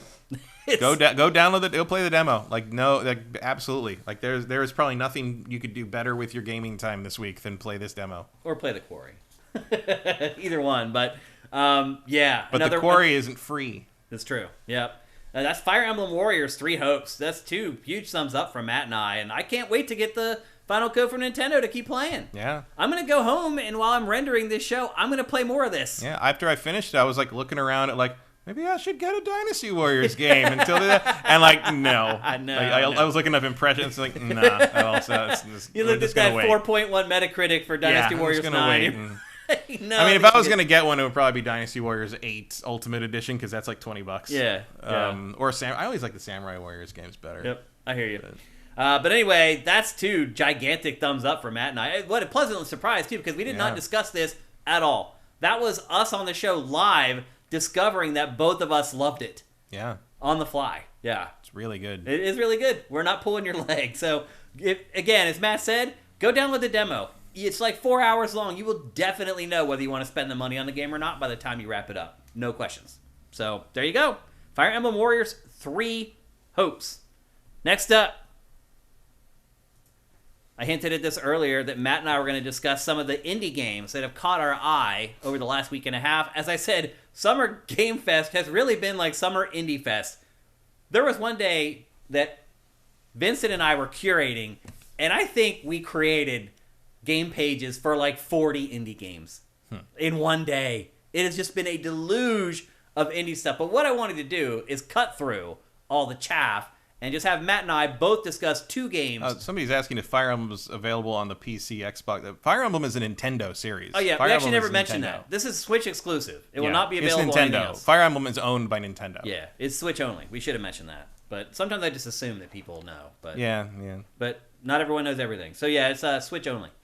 But anyway, Matt and I are going to discuss 2 indie games apiece that really caught our eye over the last week and a half. I think a lot of people think that like I hate indie games. I don't hate indie games. I just don't have a lot of interest in derivative indie games. Like another 2D platformer, or something that we saw a lot in the last week, another 2D Dark Souls game. Like, do we need more of those? Like, I'm just burnt out on the genres that just keep being recycled without anyone doing anything new. Because one thing I wanted to say before we even discuss this is kind of my perspective on indie games. And for me, I feel like there's 2 or 3 different ways that people look at, or developers look at creating indie games, or studios even look at creating indie games. The one way that seemed most common to me during Summer Games Fest is we're a studio that eventually wants to make AAA games. We're small now, we don't have a big budget, but we want to eventually be a big studio that makes games with big budgets. And so we saw a lot of single A, double A indie games where they're like action games where they're trying to make a Dead Space clone or whatever, but they don't have quite the resources. Or so maybe they make a game that's 5 hours long that doesn't look quite as good or whatever. That's one way that indie studios operate. But the other way is studios that embrace the fact that they're a small studio and that they almost take it upon themselves to say, we need to find some unique way to do something, some new twist on something to give our game a chance to stand out. And that, to me, are the indie games that are, or the indie studios that are doing what they should be doing. They have limited resources, but that doesn't mean that their imagination is limited in any way. So I tend to gravitate towards the indie games that have this unique mechanic, this unique setting, this unique way of doing something. And it's not necessarily about like, oh, the visuals in this game almost look AAA. They're like AA or single A.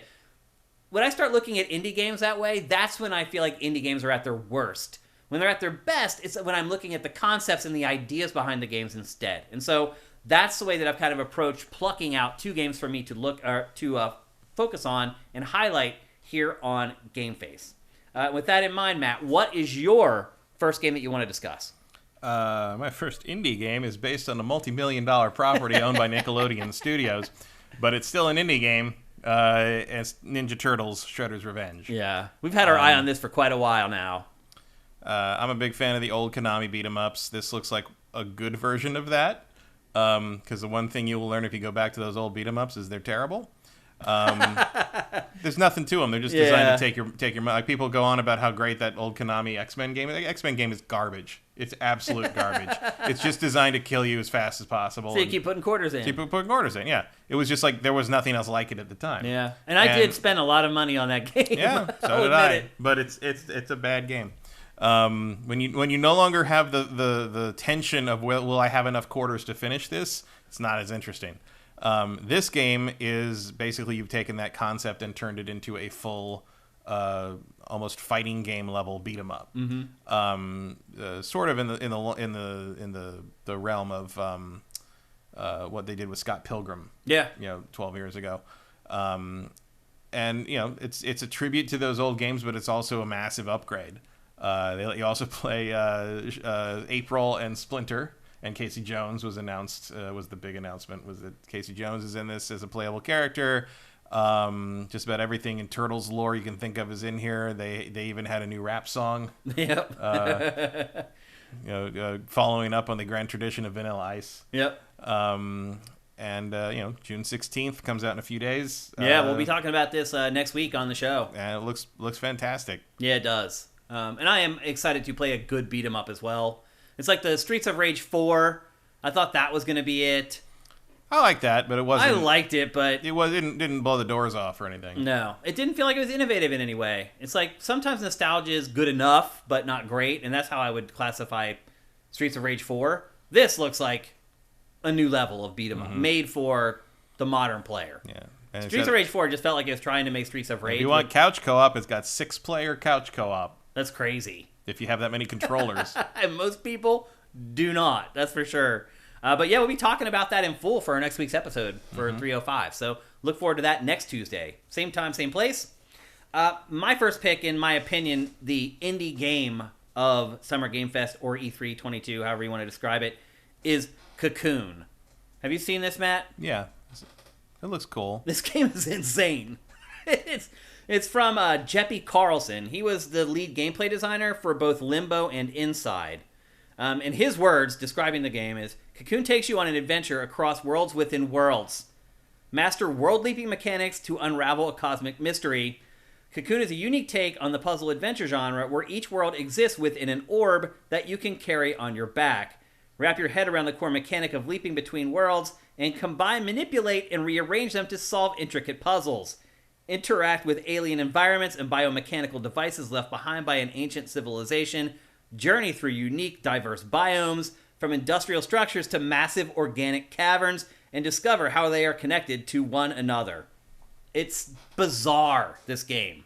Like, the one scene, I don't know if we've seen it because I was reading, where it unfolds, that unfolds, that unfolds, that unfolds, and then this little, like, beam drops out of... So, I often wonder if our galaxy, our universe, the Milky Way, reality as we know it, if we are just an atom on the fingertip of some other being.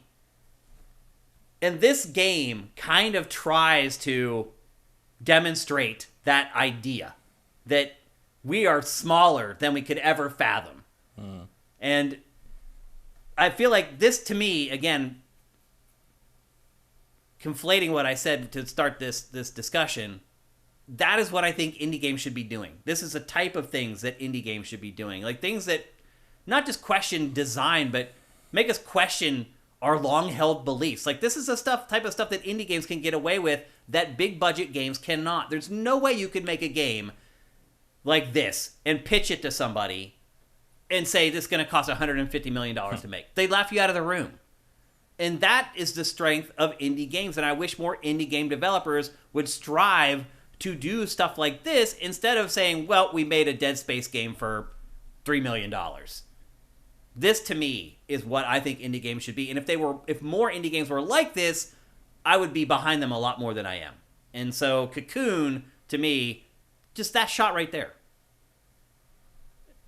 Cocoon, to me, indie game of Summer Game Fest, E3, whatever you want to call it. What do you think of it? What do you make of it? It was cool. I envision being irritated by some of those puzzles. Oh, really? Yeah. Just sort of, go in here, jump back out here, get the thing, jump back in the thing. I can put the thing on the pedestal. Now it opens this thing. Oh, I didn't have the thing. I go back out the thing. It's like, to your point, there are times where you hear about stuff like this, and then the actual practice of doing it is really annoying. Yeah, the novelty wears off real fast. Yeah, and that does happen with indie games sometimes. But even that first... Happens with AAA games. It does. But even that first 30 minutes where you're experiencing that spark of creativity for the first time, a lot of times that's worth the $15 to $20 that I spent to experience something new after I've been doing this for so long. So I'm really hyped on Cocoon. Really excited for it. Yeah, to me, the best indie game that I saw over the last week and a half. What's your second pick, Matt? My second pick is American Arcadia. I am a sucker for overly cheerful dystopias. And that is pretty much what's going on here. Yeah. Well, and I didn't like that game because it's a survival game, but I like the premise. I like the aesthetic of it. And I like this. This is basically The Truman Show meets The Fugitive. It seems like that's what it does is. seem that way. Yeah. And it's kind of like an isometric platformer sort of thing, and you're just trying to escape from the forces of whoever's running this sort of weird Logan's Run style paradise. And I don't know, I like the aesthetic and I like the tone. I like what they're going for, and this is one of the few things that kind of stuck in my head over the rest of the noise. This game, I think, was actually debuted in April, I believe, if I remember correctly, and then they blew it out with gameplay and stuff like that during Summer Games Fest, where it just kind of went under the radar when it was announced, and this was kind of its real coming out party here. But you're right, this game stuck with me as well. It was one of the games that I was really looking at when I was cutting it down to my two games. I was very confused by the Flashback 2 announcement because there's already a Flashback 2 with Fade to Black. They also don't show the game. They also didn't show anything, yeah. And like I was like, oh, I do like Flashback, but I was like, that's weird about that. What was going on there? And then like this reminds me of Flashback in a more positive way, than Flashback 2 does. Yeah. So, well, we haven't seen Flashback 2. No, it literally is all footage of Flashback 1 in the trailer for Flashback 2. You think they would have shown at least a little snippet of what we could expect, but yeah, they didn't. They didn't really do that. So this is another one to keep an eye on. I should also remind you right now that this is a good time to go on Sifted.net and follow these games. Go to their game page and click the little gear next to the game's title, and click follow. And anytime we have any updates on that game, it will appear at the top of your Sift. And then if you get tired of it, you can go back to the game page, click the gear again, and turn it off. But I do this for games that really catch my eye that I fear aren't going to be shown a lot, like indie games. So Cocoon, I followed it.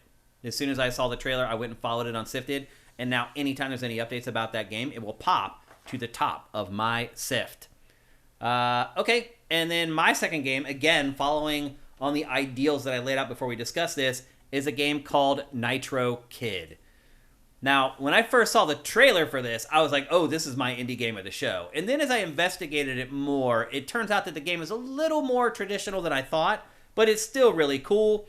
It's a roguelike deck builder set in the 80s, the neon 80s, where you build your own... The 80s didn't really look like that, kids. No, Just saying. There was way more brown in not the 80s than that I grew up in. Like, I mean, everyone... this is what it's portrayed as now, but it was mostly paneling. Yeah, wooden paneling. The 70s died hard. It sure did. You build your deck of cyber kung fu moves. So it's a deck builder game, but each card is a kung fu move. And then you use those cards to build combos and fight through the floors of Infinity Tower. It features 30-plus synthwave tracks, one of my favorite genres.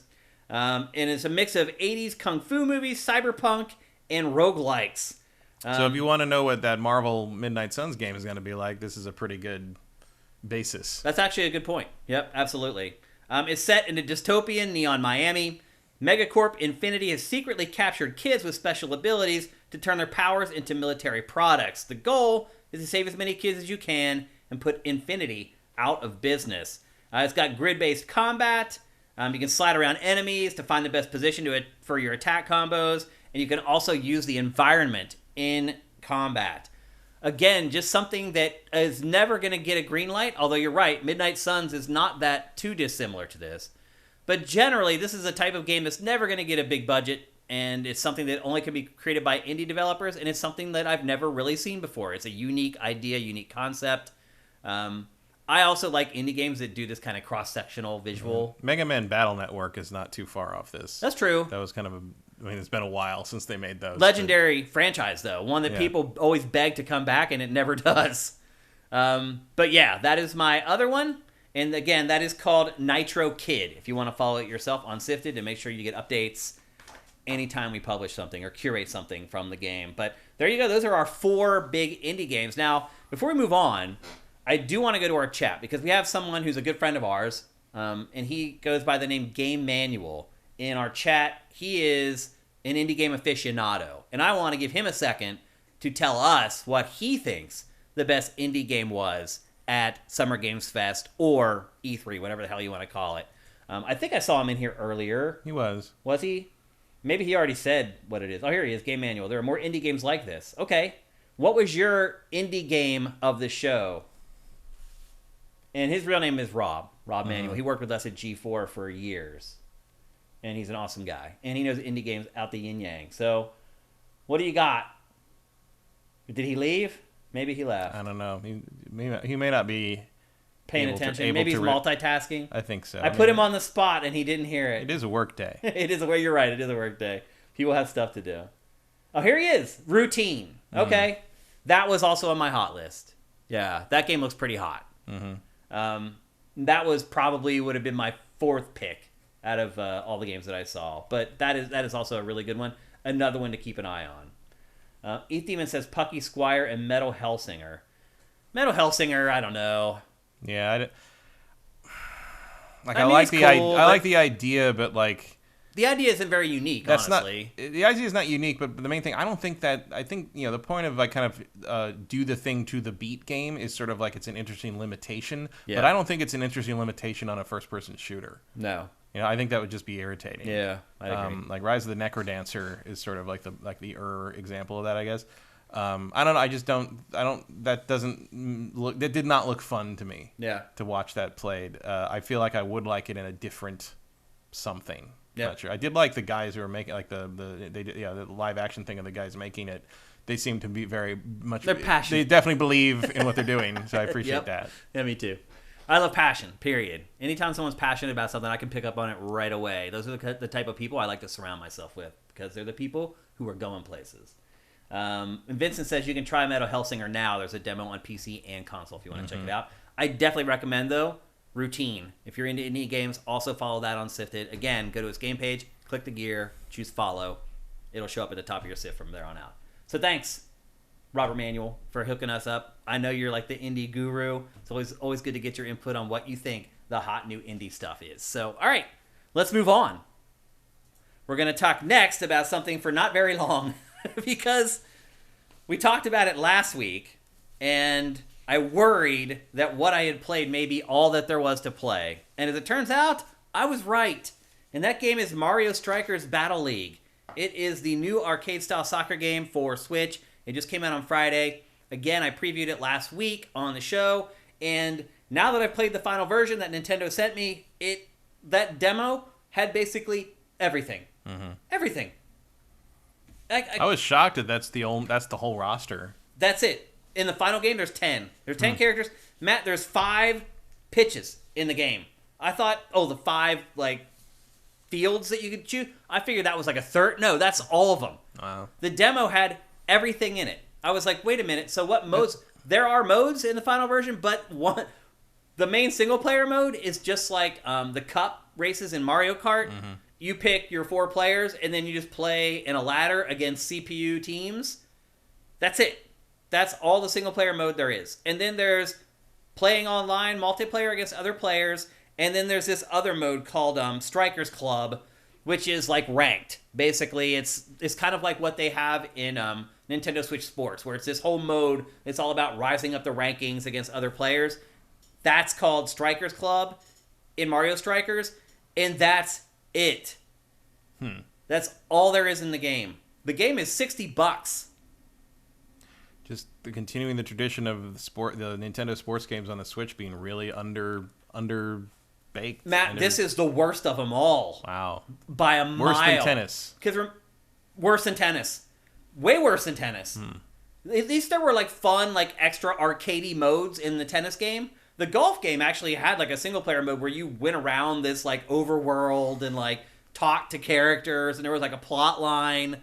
This is the worst of all Nintendo Switch sports games as far as content is concerned. Now, I will say this. Last week when I talked about it... It seems weird because it feels like this would probably have the biggest, widest appeal. I know.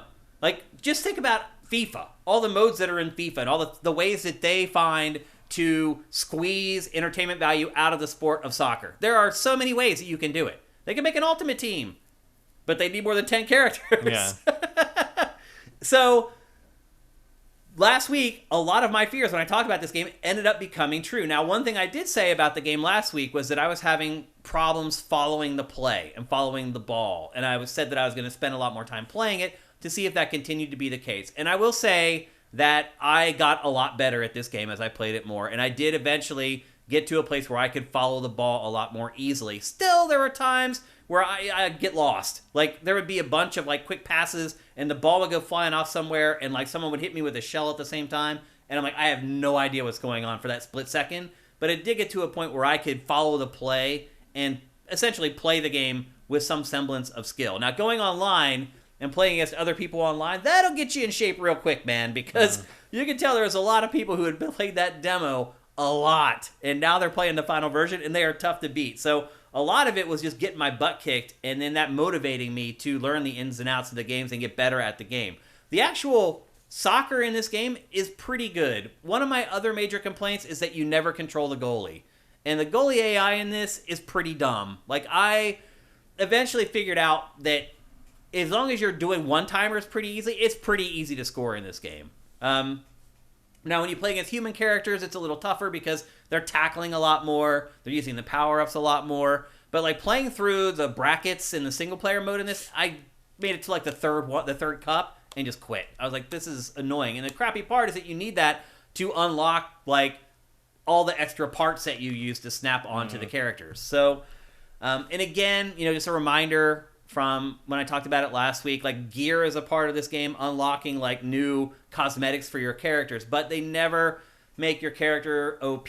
So if you attach a new helmet that gives new strength, a +2 to strength for Mario, it will take 2 away from some other characteristics. So you're not building like these unstoppable soccer monsters that can just go into a match and destroy people. Every time you add a piece of gear, it takes something away from somewhere else. So it gives you flexibility in how you build your team, but you're not building an OP team.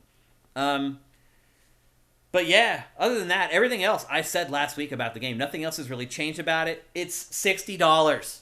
This game is $60, Matt. And in good conscience, I could never recommend that anybody buys this game for $60. I can't believe they're charging $60 and they send it out with those modes.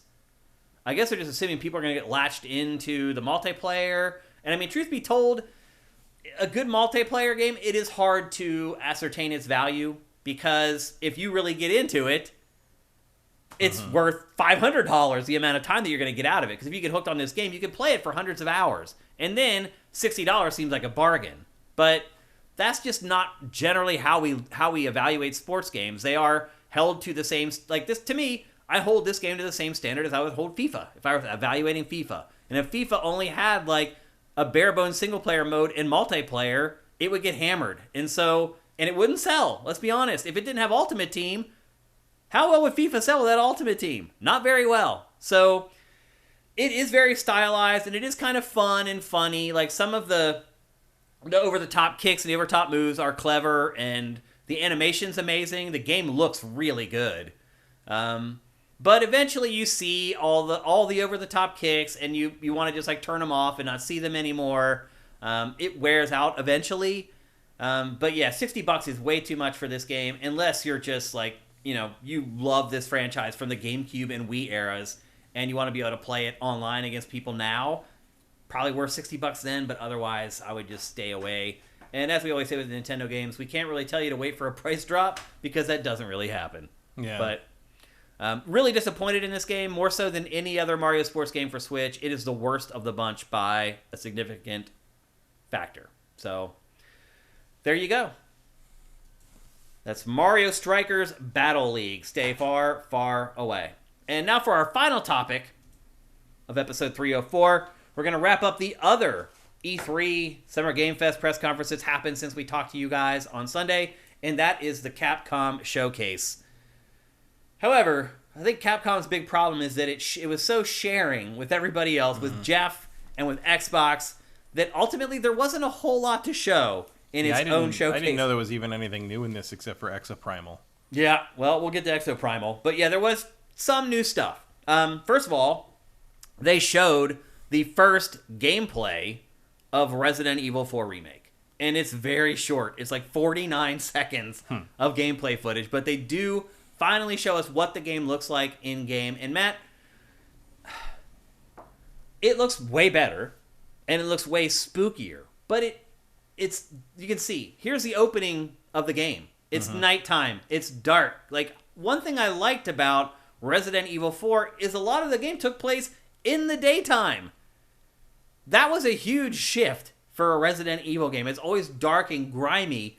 Resident Evil 4, a lot of it took part in the daylight. And I thought that gave the game a different angle. Now the opening scene is taking place at nighttime. It's in the dark. It's definitely more creepy. It definitely looks way better. But I do feel like it takes a little bit away from the core experience. Yeah. What do you think of that? Yeah, a little bit. And that looks more like it's in the day a little bit. But that was sort of one of the things about Resident Evil 4 is and I think that's one of it's supposed to be one of the shocking moments is that that it does happen. That thing in the village at the beginning does happen in the day. Yeah, it's like, oh, no one's hiding anything here. Nope. It's just happening right out in the open. Yeah. So so that was sort of an advantage. I don't know. This feels like also there was a mundanity to the opening where it's like, oh, you're just going through the woods, like an Eastern, European woods, and there's moving and shooting, by the way. Yeah. They made a point to put that in here. Yeah. They're like, we're going to show them that there's moving and shooting, and right here they put this little clip to show you. You wind long enough and you get what you want. Yeah. There you go. Yeah, I mean, I wouldn't necessarily peg that as the opening of Resident Evil 4. Yeah. If you told me that. Yeah. Feels tonally completely different, right? Yeah. Still looks great. And I'm still going to play it. I'm still excited for it, but a little disappointed to see that. It'll be interesting to see how they handle the rest of it. I'm ready for this to be a very different take on the material. Yeah. It's fine. Yep. So that was what they showed at Resident Evil 4 because they had already showed the debut trailer for it elsewhere. and they just left themselves with that first little snippet of gameplay. We should be getting a lot more here soon because it comes out in early 2023. Next up, Resident Evil Village updates. There is a new version of Resident Evil Village being released called... Oh, I lost my notes. It's called like the Golden Edition, I believe. Let me see if I can find my notes here real quickly. Because I had written all... Here we go. It includes several elements. It has what's called the New Winters expansion, and it includes 3 parts. There's a third-person mode for the main story, so you can play through the main game again from the third-person perspective. There's a new story content called Shadows of Rose, which is a chapter where you play as Rose as an adult. Now, you may not remember, but Rose is the little baby. Right. And I don't want to spoil too much about the end of Village for people who haven't finished it, but obviously by the end of the Apparently game... she lives. She lives, and she's also not a baby anymore at the end of the game. So, and I didn't really spoil anything by saying that, but it features what was the baby in the game as the main playable character. They did not say exactly how long that was going to be. And then there is new Mercenaries content with Chris, Heisenberg, and Lady Dimitrescu as playable characters. Playing Lady Dimitrescu as in Mercenaries sounds crazy. Capcom even made a point to talk about how tall she is and how that changes things. I mean, you can see right there. That's that shot. Look how she's like looking down. Yeah, she's like 9 feet tall. Look at the perspective of it. You're looking down on all the enemies like they're just ants. Makes you a bigger target, though. It does, yeah. I think that's pretty cool, though. And this new version launches on October 28th. And then the real kicker is, Matt, remember that horrible-looking multiplayer mode that was supposed to launch with Village called Reverse? No. You don't remember that? Not really. It was like, it didn't look anything like Village. It was like this cartoony-looking Resident Evil that had like all characters from like all the games in the series. I guess so. I mean, I don't blame you for like wanting to shut it out because it looked and was terrible. It's coming out as well on October 28th with this new edition. So thanks, Capcom. Capcom will not let Resident Evil Village die. It is just going to keep on chugging. And I'm guessing most people wouldn't complain about that because it was a pretty good game. And they spent a lot of time on the next Monster Hunter expansion. The Rise expansion or a World expansion? No, it's called something else. It's called Sunbreak. Yeah. And that comes out on June 30th. Yeah, so that's Rise. That's the Monster Hunter Rise. Yeah, this is available for Switch and PC. And then the DLC is called Sunbreak. And that comes out on the 30th at the end of the month. And just very quickly, it has new monsters, a new jungle area. The catch is that you need to have defeated the final boss in the base game to be able to access it, though. Oof. Yeah, and I did not get to the end of that game because that's no joke. That's a lot of dedication. Didn't even play it. Yes, I don't. I think it might cut a lot of people out, and myself included. Unfortunately, there is a demo available for it that's very similar to the demo for Rise that came out. It's a nice little chunk of play, so you can check it out before you decide to pull the trigger. I think I'm done with Monster Hunter unless they do more of the stories games. Yeah. I like that one. Yeah, that was good. The turn-based RPG, I thought it was really good. I liked it more than Rise, honestly. And I know that's sacrilege to a lot of people who like Monster Hunter, but that's just my personal opinion. And then finally, Resident Evil 7, 2, and 3 are getting next-gen patches. And also, if you own those already, you get the upgrade for free. So PS5 and Xbox Series versions coming for all 3 of those games. And if you own the base game, you get the free upgrade, which is cool. Dragon's Dogma 10-year anniversary. They focused a lot on Dragon's Dogma in this, which I thought was a little weird. The whole Dragon's Dogma thing, to me, is weird. Like, there's a Netflix show and, like, all this stuff that happens around it, but no games. Yeah. Why is that? And they did an online game that never came here. Yeah. Other than that, you're dealing with, like, a 12-year-old RPG that no one, they put it out like over and over, you can get it still on modern platform, and it's great. It's a great game. It is, yeah. But like, it's weird that they keep acknowledging it and just not making another one. Like, I mean, I keep thinking that, so the 10th anniversary actually is coming up in like a week. I think maybe they might announce the sequel. People keep saying maybe. So we'll see. Like, at a certain point, you gotta either do it or shut up. You gotta crap or get off the pot, as they say. Yeah, I don't know what they're doing with Dragon's Dogma. I do remember, though, Miguel Lopez reviewed it for Game Trailers, and I remember he had played it for a couple days, and he called me, he's like, man, this is really good. And I'm like, really? And he's like, yeah. He's like, it's way better than I thought. He's like, I want to talk with you about this tomorrow because I'm leaning towards like giving this a real high score, and like I almost kind of want you to talk me down, but yeah. And as it turns out, a lot of people felt the same way that Miguel did. Yeah, there's a lot because it does have a lot of elements of just like jank and weird, like kind of that weird presentation. And there's like a strange, weird localization to it where they're speaking like some kind of broken form of Middle English, but it's not even real. Yeah. It's like and the pawns like constantly babble nonsense the whole time. But there's constant points where you're like, but this is really fun. Like the combat's so good, and the world is so interesting, and the monster and the fights against the big monsters are great, and like you pull all these things, you become like super power. Like mages in this are maybe the most satisfying mages in the history of video games. Like you're just calling down meteor showers and tornadoes, and it's just like it's incredible. Like you feel like a god. You do. This. And like there's some Shadow of the Colossus elements. Like the other classes can climb up things and stab them in the head. It's like and then on top of that, it's all this like weird, like memey, like terror. It's just like wolves hunting packs originally. Like I have lines from that game stuck in my head 10 years later that never leave. The pawn system is great. You can go in and pull out all your friends' pawns and like get bonuses and send them stuff by using their pawn. Like it's really good. Yeah, it's shockingly good. Yeah. Like I understand that reviewers' feelings were just like because about halfway through the game you're like, this is great. But it shouldn't be. Is it great?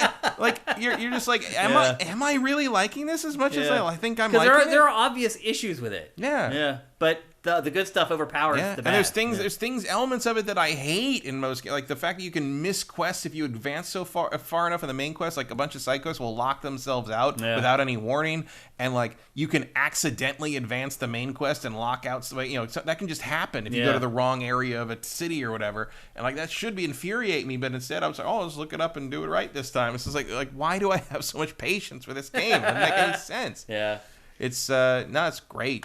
Yep. And then finally, I hope they do another one. I'd like to see another one. I think they will. I think it's coming. I don't know if it'll in a week or so. I don't know, but I think they'll do another one. And then finally, the game that Matt mentioned, Exo Primal, which is basically just a backslap to the face of people who want a new Dino Crisis game. It is this to the point that they've clarified that it has nothing to do with Dino Crisis. It is this weird like horde shooter, like tower defense shooter, where hordes of dinosaurs come at you and you have to kill them. Like, why does this exist and a new Dino Crisis does not exist, Matt? I don't know. It's so weird. The game is also very weird. I think there's a open beta or something coming up for this as well. You'll be able to try it yourself. But this is like a full-fledged, full-price game. This is not going to be like a free-to-play, like you pay for cosmetics type thing. It is going to be a full $60 or $70 game when it comes out. It's team-based. It's like somebody made like a Overwatch meets Earth Defense Force plus dinosaurs thing. It's very weird. Yep, and it is Overwatch. Like that's the shield from the Night Guy in Overwatch, and they're escorting a big floating platform. That's Overwatch. Yeah, but Vincent there's dinosaurs. Vincent says because live service, and he's right. That's what this is all about. It's a live service game that you're also going to have to pay full price for out of the gate, which that always rubs me the wrong way. And there's the sniper woman from Overwatch. Yeah. The game's story mode is called Dino Survival. There's Reaper. There's all these equivalents. It's ridiculous. Analogs.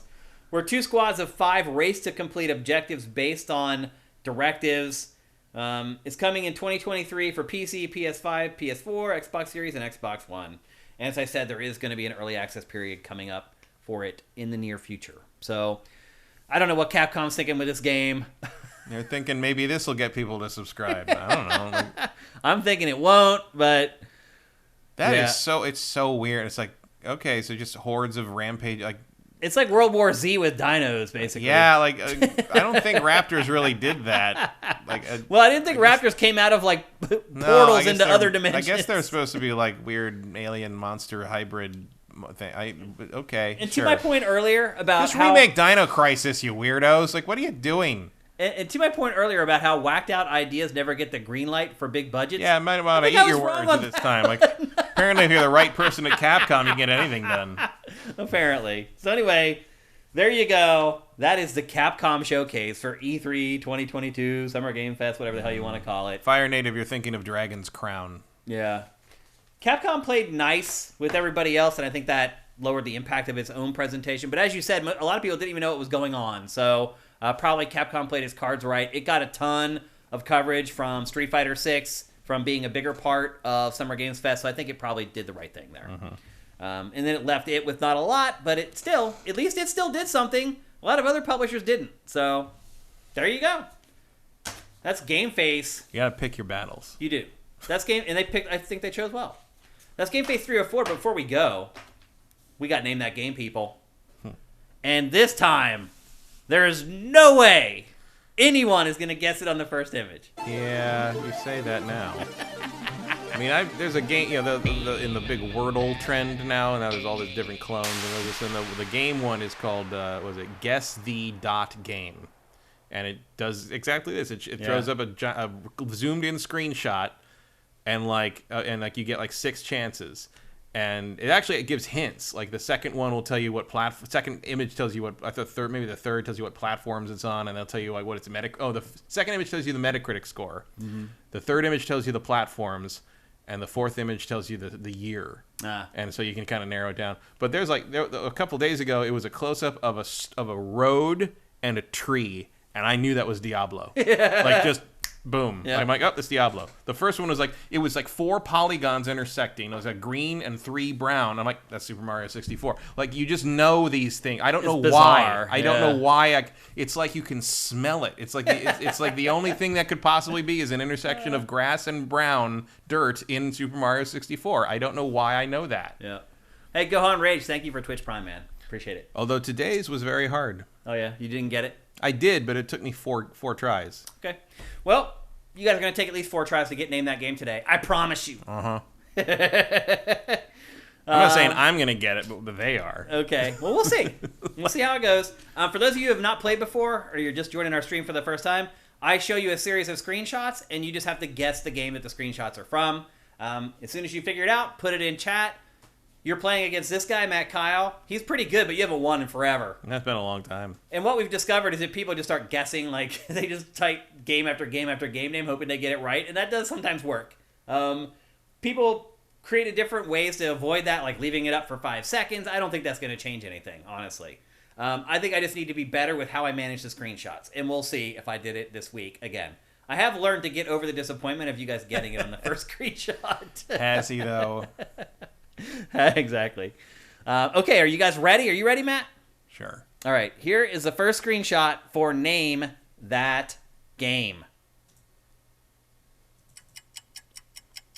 Death Stranding. Not Death Stranding. Not Body Harvest. Wow, people aren't even guessing. Half-Life 2, no. Death Stranding, no. Last of Us 2, no. Everyone's guessing Death Stranding. I mean, it's a dark beach, so... Oh my god, somebody got it. Dark Souls 2? No. Blue Dragon? No. Ghost? No. Skyrim? No. Hellblade? Yep. Oh, the first Hellblade. Well, Hellbald, but... Hellbald. he wrote Hellbald. How? Oh, yeah, I see that. Yeah, okay. How, though? I guess, yeah. No. I wouldn't have come up with that independently. Nobody else did. He's the only one that got it. And even you, when you were looking through the list, that was the last one you thought it was. Yeah, well, I was just going up. Okay, who got that again? Somebody. Arigato's son. Wait, I think you won already, didn't you? Guys, don't keep playing if you've won. Let other people win. And I also want to know how you got it from this screenshot. If you can just type in like a sentence or whatever, like what tipped you off. Because nobody else guessed that game. I screenshotted that game so hard on Steam. Beautiful beaches, he says. So you picked his favorite part of that game, apparently. That's not a beach, though. That's the thing. What is it? This screenshot is not of a beach. It's of this desolate, like, death wasteland. Like, it's not a beach. That bottom part looked like water to me. It's not. That's just dirt. Anyway, we'll go through the rest. Supermaster Gamer says it's because of the color. Okay. Does he ever explain it? Oh, I screenshotted that game so hard on Steam. Beautiful beaches. What the F? That's what he said. Hey, I said that's well, here's the second one. Yeah, I don't think I would have gotten that. Here's the third one. I would have known that. Yeah? Yeah. You didn't know that was Hellblade? Yeah. I would recommend the way they do the plants on the rock. That's unique to I recognize that. Well, what you should have recognized is that there's bodies on poles back there. That's the element that I put in there for people to get it. I can't see that clearly. In the top right, those two human-shaped things, those are bodies on poles. Well, one of them's covered by a wire, so from the camera. So. Yeah. Here's the fourth. Yeah, that's her arm. Sure. Her shoulder, yeah. And then this was the one that would have definitely given it away. The fifth one. You guys are just too good. I don't understand what I have to do. But if you have one in this, do not play again. Let other people win. Not even sure if he actually has one. I just thought that he did. Arigato, have you won before? Yeah, I don't know. I keep doing my best. I mean, I think it really I'm just have to blow up a pixel. Yeah. I can't believe anybody got that. I continually say, if you know, you know. I'm also playing a hurdle, which is songs. Mm-hmm. And you basically start with 1 second, and if you don't get it right, you get another second up till 16 seconds. Yep. And yeah, most of them I know in that 1 second. Like you get one note, but I know. Like there was a few days ago, it was Pretty Woman, Roy Orbison. All you got was one drum beat. But I knew that drum beat. I'd probably be pretty good at that. But sometimes it's just like no. It's either I know it on the first one or I don't know it at all. It's like that old game show. Name that tune. I can name it in one note. I can name it in two notes. But then there's some that it's just like I didn't get Mariah Carey Fantasy, even though I know that song because I don't think I've ever heard the beginning of that song before. Because the beginning of the song on the album is like a slower sort of ethereal chorus thing, and they always cut that out for radio play. So I've never heard the beginning of that song before. And look, if you actually have one before and you played and you won again. It's my fault. I should say before we play, hey, if you've won this, don't play. So I forgot to mention that. That's on me. But I do say it every week. That if you've won before, don't play. Did he say if he had actually won before? Yeah, he has won before. Yeah. Okay. Yeah, and we already sent you a game as well. So, all right, well, we'll just save the game we're going to give away today for somebody next week. Okay. We're going to do a very short Q&A because we're already over time. But before that, here's a word from our sponsor. A once-in-a-lifetime property is now available in northwest Montana, featuring 92 acres of gorgeous wilderness, approximately 1 mile along the Blue Ribbon, trout-rated Kootenai River, and an eye-popping view of the Cabernet Mountain Wilderness area. This is truly an outdoorsman's paradise. You can use the restored and remodeled barn with living quarters as a year-round home, vacation cabin, fishing retreat, horse ranch, or cattle ranch. Contact Doug DeShazer today for additional pictures, information, and an opportunity to view this very special piece of Montana.